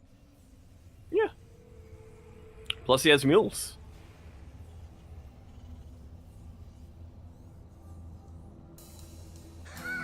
More math in the chat. Oh. Should estimate the number of bullets for the total build time first, then round up. You round up because the first bullet is instant. The cooldown only starts after the first bullet. What if I do it the other way? What do you mean do it the other way? What's the other way? I know you're saying that that's what I should do, but what if I round down? What? Yeah, but why? It's easier. Why are you rounding down? Easier. Oh, okay. Simpler. Okay. What if you're on move command? Exactly. You can't fire while you move command. What if? But how long are you move command? That's the question. That's the question. How long does it take for the Marines? Also, you're saying that. Yeah. Also, you're saying that the first bullet is instant and the cooldown only starts afterwards. What if you start a step? All the bullets are instant. Let's assume that you start a step well. All the bullets are instant. So really, it takes 0 seconds. What if you only start a step half well? Oh, then that's half an instant. What's half of an instant? 0.5 bullets? God. As we do collapse here on the Marines, Clem forced to pick up, forced to... I mean, he's at least denying creep here on the left-hand side. He's posing a threat. He's keeping a Dark busy. Liberator into the main base, still up and running, and still looking for more damage so far. 7 kills already on this Lib. Yeah, 8 kills total, but it will get shut down. It's going to be the end of the multi-prong, but not the end of the drop. Clem's still getting quite a bit of damage done here, shaving off the link count. It does shave it off. We drop into the main queens. We're in position. The drop has to get the hell out of here. At the same time, though, Clem is getting ready on the front lines, moving forward with another double drop. The creep so far is looking good for Dark, but a lot of the creep is being cleaned up. Yeah, we were halfway across the map, but now we're not quite halfway. Yeah, not quite halfway. There. Yeah. It's like, Living on a prayer. Yeah. Whoa.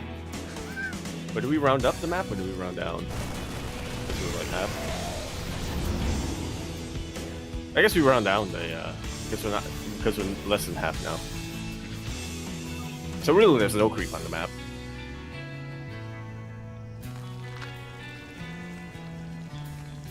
What are you talking about? Math. Okay. As you see, Clem now taking a 4th base, still being very active with his bio-based army. Dark still trying to keep up, embracing Ling Bane Hydra, but gets caught out. Lings are being shaved off. Clem gaining ground, going towards the base, and looking to deny the 5th. Yeah, that's gonna get cancelled. Huge delay on the 5th base. Meanwhile, Dark looking to counterattack with a massive Ling run by, but we already have reinforcements. Yeah, Clem is in position. He shuts down the counterattack, and again, he's containing Dark to 4 bases. The creep is looking solid. The creep is looking good enough to save the 3rd. Oh, sorry, to deny the 5th base. To save the 3rd, but again, we do need another expansion. We do need another base. Yeah, and Clem ain't allowing it. He is doing a really good job of containing Dark on 4 bases right now, which is the same amount that Clem has got, which, fun fact, means that Dark has fewer bases. Because he's their player. He does. As we do drop into the main base, queens are going down. We get 1 queen kill. We will be able to hold pick up, and barely the medevac does escape. It's so close to going down, but does manage to get away. Clem just keeping pace here, if not setting the pace here for the game. And it's all going to pull Dark apart. Yeah, there's some huge mine connections landing right in the heart of the Lings and the Banes. We don't actually have a lot of Hydras out right now for Dark, so yeah, having a lot of trouble keeping up with all of these medevacs. Yeah, and Clem is gaining ground. He does take a bailing to the face. Ooh, that was a brutal connection. And with that Dark, he's barely going to be able to hold on. He's going to clean up these Widow Mines. He will force Clem back, just for a moment, though. And just for a moment, as more Marines are on the way. Yeah, we're playing a very bio-heavy style here from the side of Clem. Very few Widow Mines, just mainly Marines and Marauders. Trying to reinforce. Widow Mines are still in the back line, still on the way. But Clem is on 4 bases, and now he's taking a 5th. Bearing in mind that Dark is double expanding, and Dark needs a 5th, and he's soon going to be down a base if he does not get one of these up and running. And it's a little bit of a precarious position for him right now, as he can really only send enough. He can really only split up his army effectively enough to defend one of these bases at a time. Yes, that was a brutal trade for Dark. Nice target firing on the Banelings. Very efficient trade against the Lings as well. Clem is holding his own. The mines up! Yeah, gonna connect on a handful of Lings. No huge Widow Mine connections, but enough to shave off this Zerg army and allow the allow the Bio army to really shine. And the problem is that Dark cannot give up this position. If he does, the base is going to fall, and we also gain access to the third base as well. As Clem is pushing through, he's gaining ground. More creep is being denied. Dark trying to set up us around, trying to dive in. Yeah, but not quite getting it. Brilliant kiting coming out from Clem. Overseer, the absolute most important unit for him right now, for Dark right now. And now it goes down. Yeah, Vipers have arrived. They're going to be able to Parasitic Bomb. They're going to be able to Blinding Cloud as well. We now have a better answer to these medevacs. So the Vipers will help out quite a bit. But again, can we save the base? Is the hatchery under fire? But it does get up and running. Yeah, we're mining from it. Oh, God. Here we are mining from it. We have a cup. Yeah. We have a couple of Baneling connections, but I think most of them actually connected with Marauders, so not the most efficient trade. Yeah, we do clean up a little of those Widow Mines, so a bit of a better fight there for Dark. He did end up losing one of those Vipers. The Ghosts are out. Snipes are now available, so Dark has to bear that in mind. Has to be careful when it comes to engaging. Medevacs are going to be trapped here towards the south, and Clem, for now, takes a moment to breathe. He backs off for a moment, and he will split up his army, getting ready for some multi-pronged aggression. Yeah, which is really what Clem does best, especially in a map like Oceanborn. That gives you plenty of openings. Ooh, as the Ghost goes down, Dark does shut down the initial push on the right-hand side, but here towards the left, Clem, he's going for the hatchery, he's going for the base, barely any creep in position. And it really allows Clem to dive deeper and deeper and entrench himself. A lot of Widow Mines will burrow, but a lot of them are starting to fall. The Hydras show up, and Clem is forced to retreat. Meanwhile, to a Northern Force, I think, also got cleaned up. Yeah, did get cleaned up, so Dark now has momentum on his side. He does shut down most of the harassing force, can move out across the map. Not a lot of Banelings, and that's a minefield that he's going to be running into. The Widow Mines, that they will hold the line. Instead, we avoid it. We're going for the third. Yeah, I was going to say, that's a minefield he could walk into, or he could avoid it entirely and go straight down the middle over here. We have a lot of Ghosts and a lot of snipes available. The Overseer's going down left and right. That's a heavy supply block, but more importantly, yeah, that's also a denial of detection. Yeah, which would be important if we had, if we actually had Widow Mines still.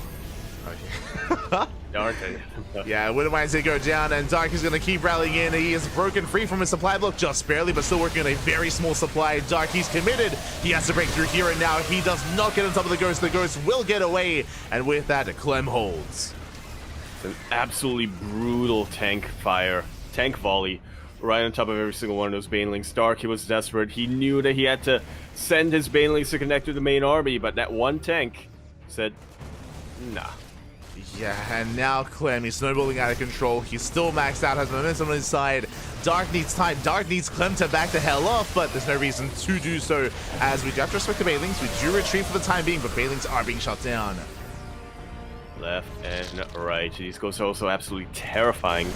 For these Hydras right now. More Overlords will fall. Not quite supply blocking Dark, but it's mostly because Dark doesn't have that big of an army to begin with. Yeah, he doesn't have much supply to work with here. So Dark is in a lot of trouble. He was hyper committed. GG gets called as the Dark has nothing left, and Clem will take game number 2.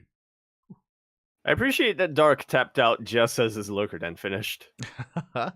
Yeah, just no resources, no money to work with there. Again, Dark was basically all in. His 5th base was denied for so insanely long in that game. He had no longevity, unfortunately, in that game either. We were stuck with Lingbane Hydra, and longer it went on, better it became for Clem. Indeed, it did. And now, we're on even footing. Getting in game number 2. Getting into game number 3. Look. Math. We are getting ready for that third game here. We are tied up 1-1, and we've had some really interesting back and forth so far in this series. We had, of course, the aggression in game 1. Here in game 2, Dark, it felt like he had a stronger early game, but Clem did recover with the Liberator and Hellion Harass and was able to get a handle on things. We'll see how things differ, though, on a much more standard macro map on Alkione. Indeed, we shall. I'm envisioning a bit more of a late game. Well, potentially a bit more of a late game. We do know that Dark, he is quite fond of roaches on Alkione, especially in ZBT. He is very fond of that roach timing that he utilized to take out Maru, take out Oliveira. A lot of Terran players fell. Oh, yeah. A lot of them did fall, and now we're going to be settling into Game 3. Not quite the ace match, but we're going to determine who takes the lead in the series. Indeed, we shall. And here we have it. Moving on to game number 3 on Alcyone. Where we're here in the bottom left-hand corner map, running all the way in the bottom left. We, of course, have our red Terran player coming down from originally the land of France, but currently playing from the land of Korea. He is, of course, going to be representing his team, Team Liquid, as well as the NA. I was going to say the NA boys, but they're not all NA boys. The team house, the Zoomer team house, if you want to call it that, over in Korea, he is Clem. And spawning in the top right-hand corner, we have the South Korean Zerg player, the Blue Zerg, representing Talon Esports. It is Dark.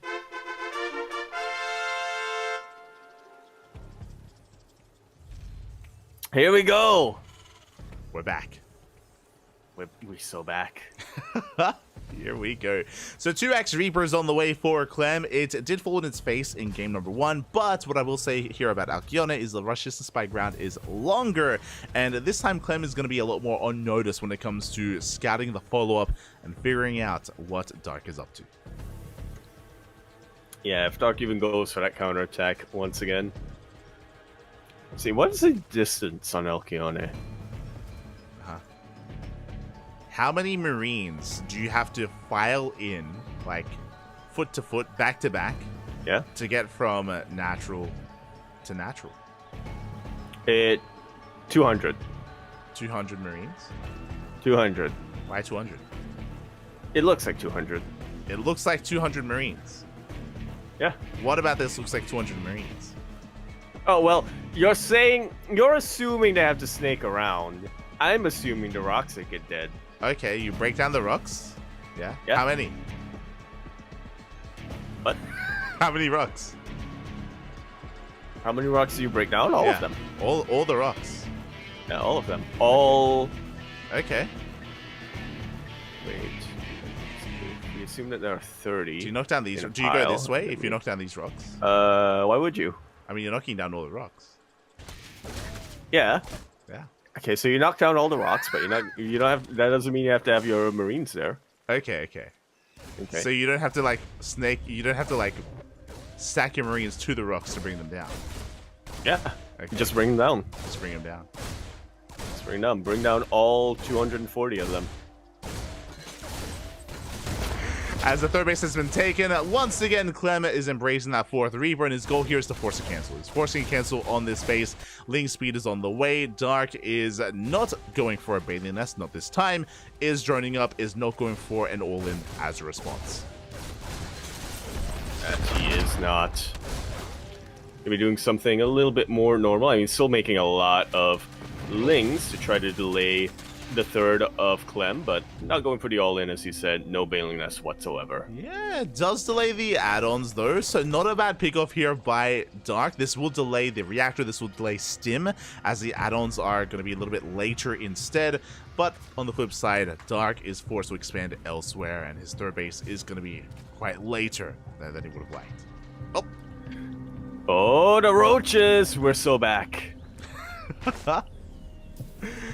Okay, so Roach is going to be the answer here for Dark. Now, how committed, how aggressive are we going to be? I imagine this is just a safety amount of Roaches and then getting into the mid-game, but we'll see if Dark doubles down. Yeah, we shall. I mean, Darky has been known, on Alcyone specifically, to go for a Roach timing. I think it's +1 timing, I believe it is. Some kind of timing that goes across the map as quickly as possible. Tries to take out the third base and then falls back, rebuilds, and then goes for the kill later down the line, but that's not the only option available to you, right? You don't have to go for an all-in just because you're making roaches. Yeah, I mean, this is a lot of roaches. So we're making 8 roaches. This means we are moving out. 100%. We are moving out. Lings, they knock down the rocks. They skirt around from behind. We're trying to catch out these Reapers, but alas, the Reapers will barely slip away. Now, what this means, the Reapers no longer have control of the Zelnaga, which means the Reapers will not scout the roaches. Yeah, you'll love to see the KD8 charges being utilized like this when the map is not on Clem's side. Yeah, one Reaper goes down. Very nice kiting, though. Clem is trading as efficiently as possible, bleeding out another Reaper. And here we go. Roaches are moving out across the map. Lings are flooding as well. Dark is going for an all-in. Here we go. Just because you're making roaches doesn't mean you have to go for an all-in, but you might as well, you know? Back at home, we're going into Banshee production. First Banshee moves out across the map. It will not be at home to defend. Ooh. Very worrisome here. Very worrisome here for Clem. I mean, eventually he should be able to clean this up, but we'll see how much damage Dark can actually do in the meantime. Stim is going to be denied, which is already a massive victory here for Dark. Yeah, Banshee is getting a lot of damage done. Spores are not ready, so drones are falling, but at the same time, Dark, he busts into the natural base. Marines, they fall back. They're going to be villain Marines. There is that one Banshee. The boss! No! Oh my god, what am I? Some of them going to be able to connect, but not all of them. Oh my god. Banshee still survives, and that's going to be able to allow Clem to eventually clean this up. We also have the other Banshee across the map taking out 11 drones, but yeah, barely dropping the hat here for Dark compared to the 26 SCVs that are going down for Clem. We got to surround the Marines, go down. The Banshee will clean this up, but now every single SCV is going to fall as well. Dark, he's broken into the main base. Workers are falling left and right, and there is just no army. There's nothing left here for Clem. He's got a third CC, but what can it really do here? He has triple mule, true, but he's going to lose so much more. Okay, so 50 SCVs went down. Clem has 9 workers compared to 25 of Dark. Now 10 workers, so he's gonna be mining less. it's gonna be mining less, yeah. He's gonna be mining 50 minerals. You know what that is? That's analysis, mate. Yeah. As things they keep putting across there, they get into the middle lines. We have things in the natural links and the main links at the third base as well. No mining whatsoever. Back at home, as long as we have spores and queens, we should be perfectly safe and sound. And we do not have them here at the third base location, but at the natural and the main base, we should be safe and sound. We should be secure. 3 times less for these SCVs, but when you throw the mules into production, it's only 2 times less. Yeah. As we do pick off the Marine as well, Lings are still wreaking havoc, still denied mining time, still dead workers as we are down to 4 SCVs. But we also have mules. Let's keep that in mind. We do have the mule. True. So even economy. Yeah. Wait, so if we assume that mules mine 8 minerals per round, GG is called and Dark gonna be on match point. GG, well played. Dark does take the game, catching Clem off guard once again so far. Every time that Clem has gone for 2-rack Reaper, every time that Clem has denied the third base, Dark, he just doubles down and goes for some kind of all-in. Game 1 was Ling Bane. Here in Game 3, we go for the Roachling. Yeah, and it's a good map for it, and Dark was definitely setting things up brilliantly for the Roachling, just chasing out those Reapers away from the Zelnaga tower. There was one moment that we didn't really get to point out, but it was... I can't stop thinking about it. At a certain point, Clem thought that he was safe and salvaged his bunker on the low ground. Yeah, and unfortunately, he was not safe. He was not safe in the end, and now we're on match point. As you mentioned before, Dark, one more win is all he needs. Clem has a fight back here and now to force the ace match. Indeed. Yeah, Sim going down earlier was also brutal, as Sirius points out in the chat. Going for the low ground, well, going for the low ground Raxus like that, it's important to have a low ground wall, I think is the idea. So even though you're exposing your add-ons a little bit, it's still better than not having a wall at all. Yeah, I mean, it's a rationale. Yeah, I mean, it's fine if you have map control. Unfortunately, the add-ons are delayed. Yeah. If you remember, and it all led to Stim being denied as well. Yeah. Yeah, you're right. Because with this build, when you're going for the Reapers like that, you're working with the assumption that you'll have map control. Or you're supposed to get map control, is the thing. Fortunately, it was not the case here, but now we might be seeing a different case as we spawn into Amphion. Over here in the bottom left-hand corner of the map, spawning all the way.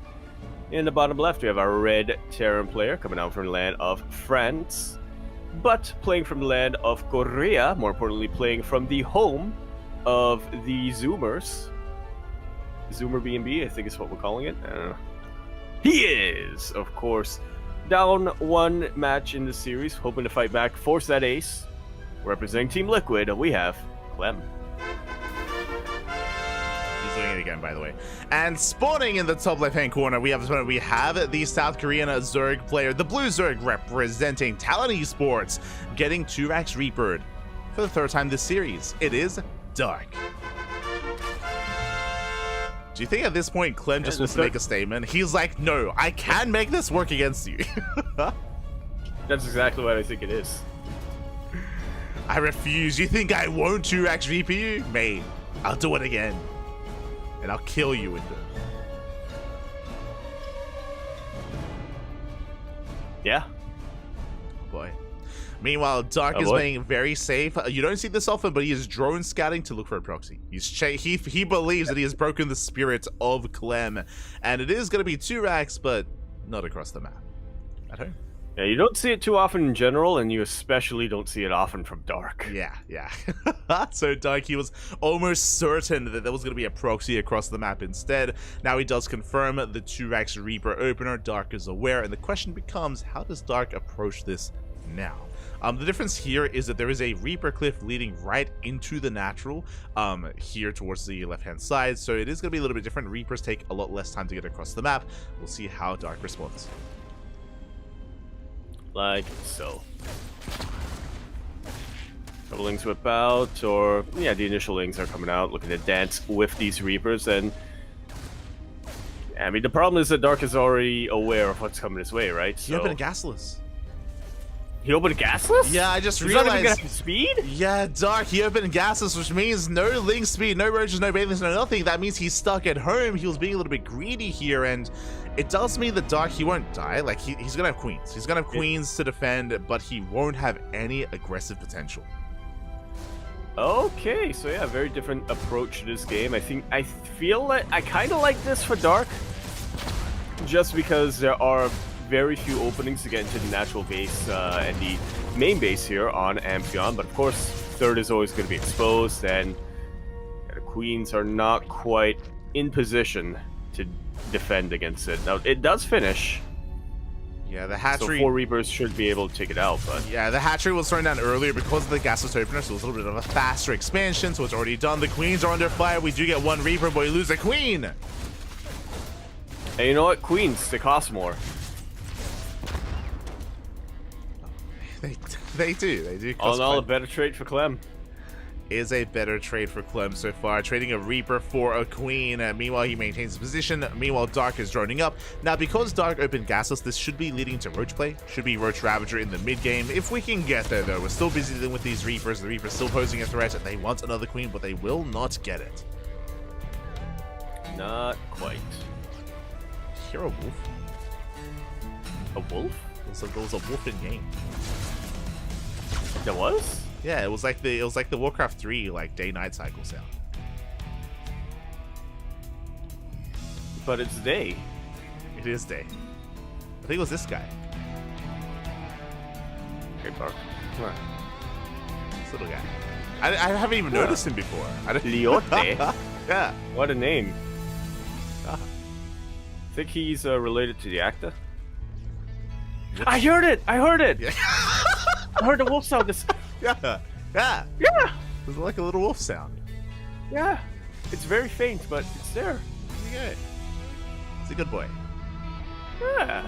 He's announcing time. Cycle. There you go. As there's that Roach one that we spoke of. Again, because gases are so late, it's really not worth embracing Link speed this early on, just because it's so delayed. We need an army here and now, so Roaches are on the horizon here for Dark. And Clem can now embrace the mid-game here. We're getting into our 2-on-1 timing. Stim is almost done, and by the time it finishes, the drop is going to be across the map. Indeed it shall. Link speed did finish up a little bit early for Dark, but I mean, it's not that difficult to kite against Lings, even if they do have speed when you have Stim.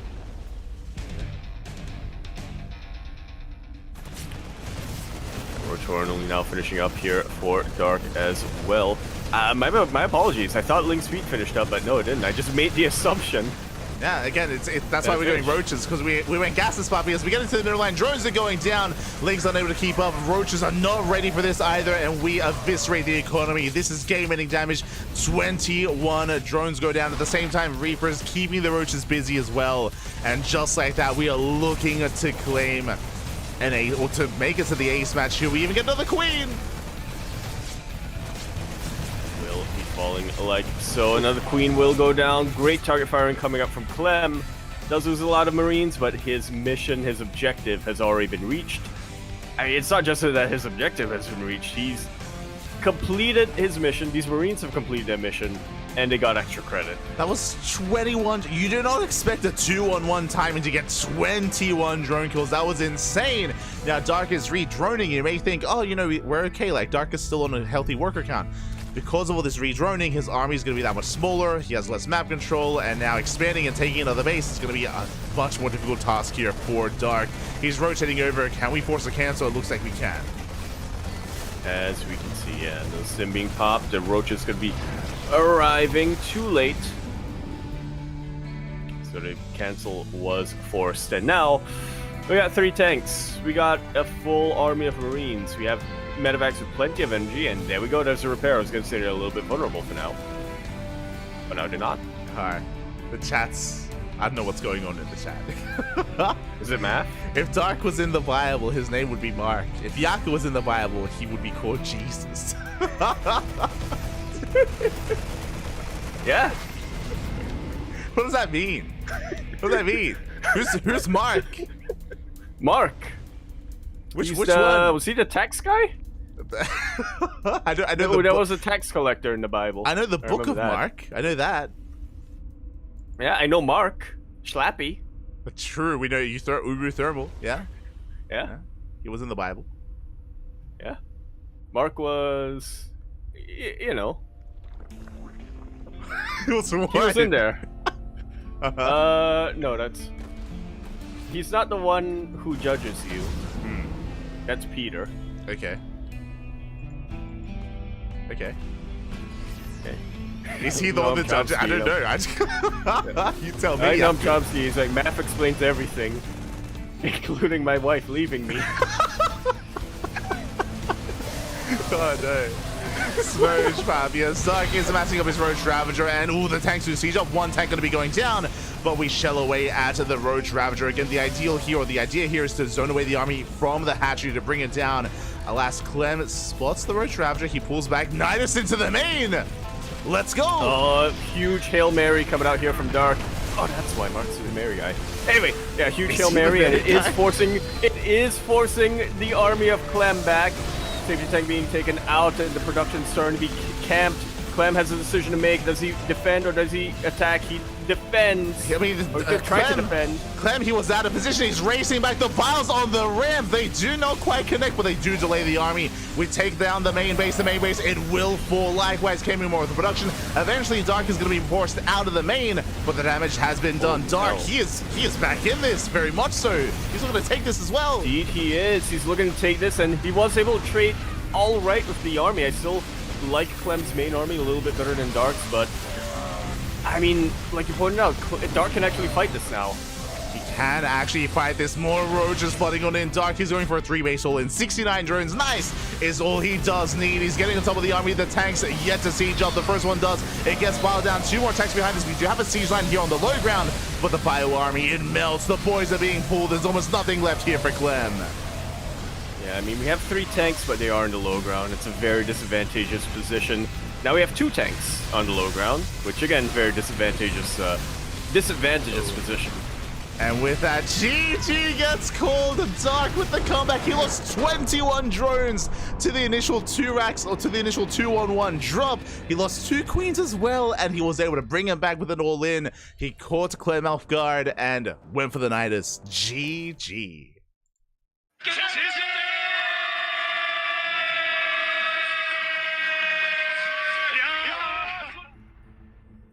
Holy hell, I cannot believe what we just witnessed there. Clem was about to prove that he would win with a 2-racks build on the low ground.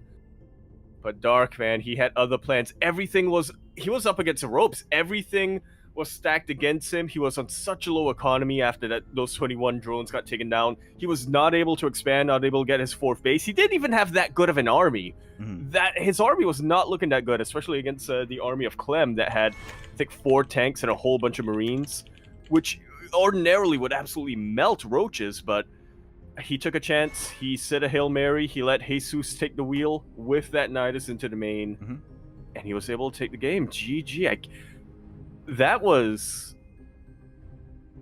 such a huge gambit coming out from Dark, but it paid off big time. Yeah, honestly, when it came to Clem's move out on the right-hand side, that was a bit of a death march.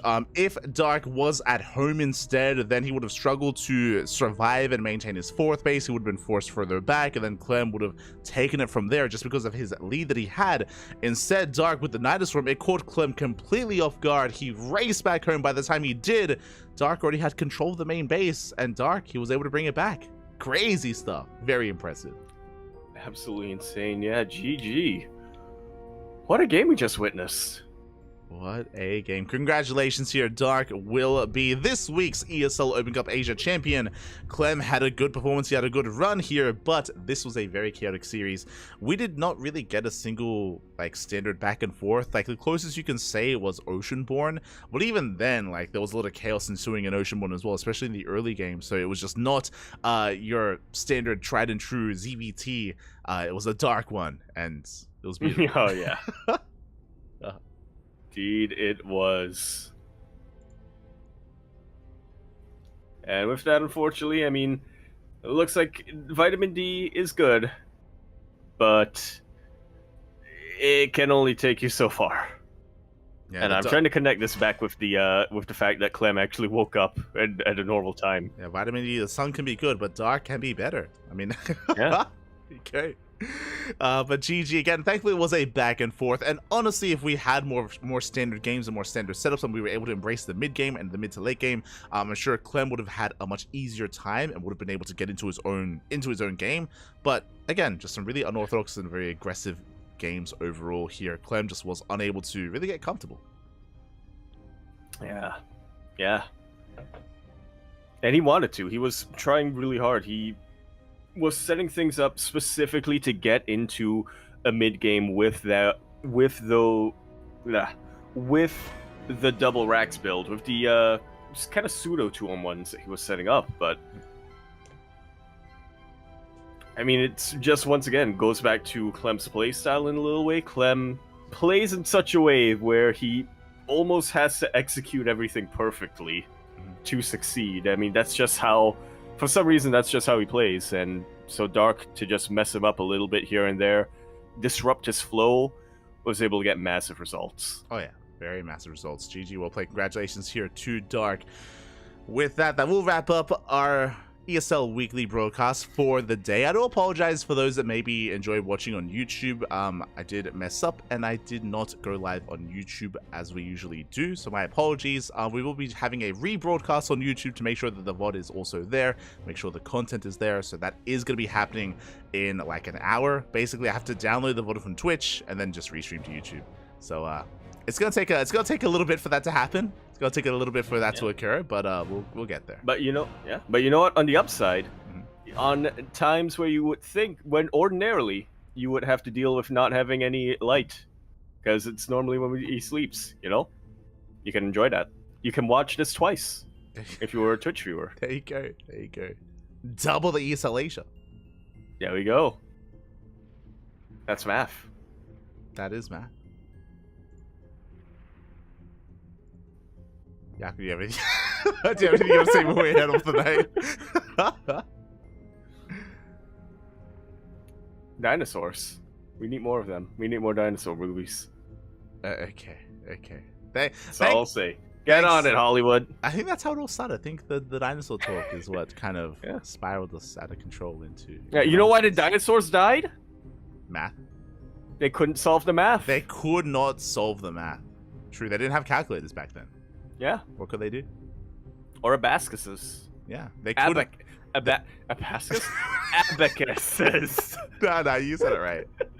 You know what you said. Abascuses, yeah. They didn't have abascuses either. Yeah. God. Thanks for watching, everyone. Thanks for the support. We're going to be heading off here for the evening. We'll be back tomorrow with ESL Americas. So plenty more content to come in the coming days, in the coming weeks. ESL Americas, Kung Fu Cup, WTL, Sparkling Tuna Cup, Code for Giants Cup as well. Plenty of content, plenty of StarCraft. Thank you so much for all the subscribers we got earlier. Thank you so much. We do appreciate the support. Check us out on Patreon, Twitter, Facebook, Instagram, YouTube, and Discord. All things CranKy Ducklings if you want to support us, if you want to follow us. Otherwise, we'll see you guys tomorrow. Yeah, see you then. Hasta luego. Hasta la vista. Ciao. Bella.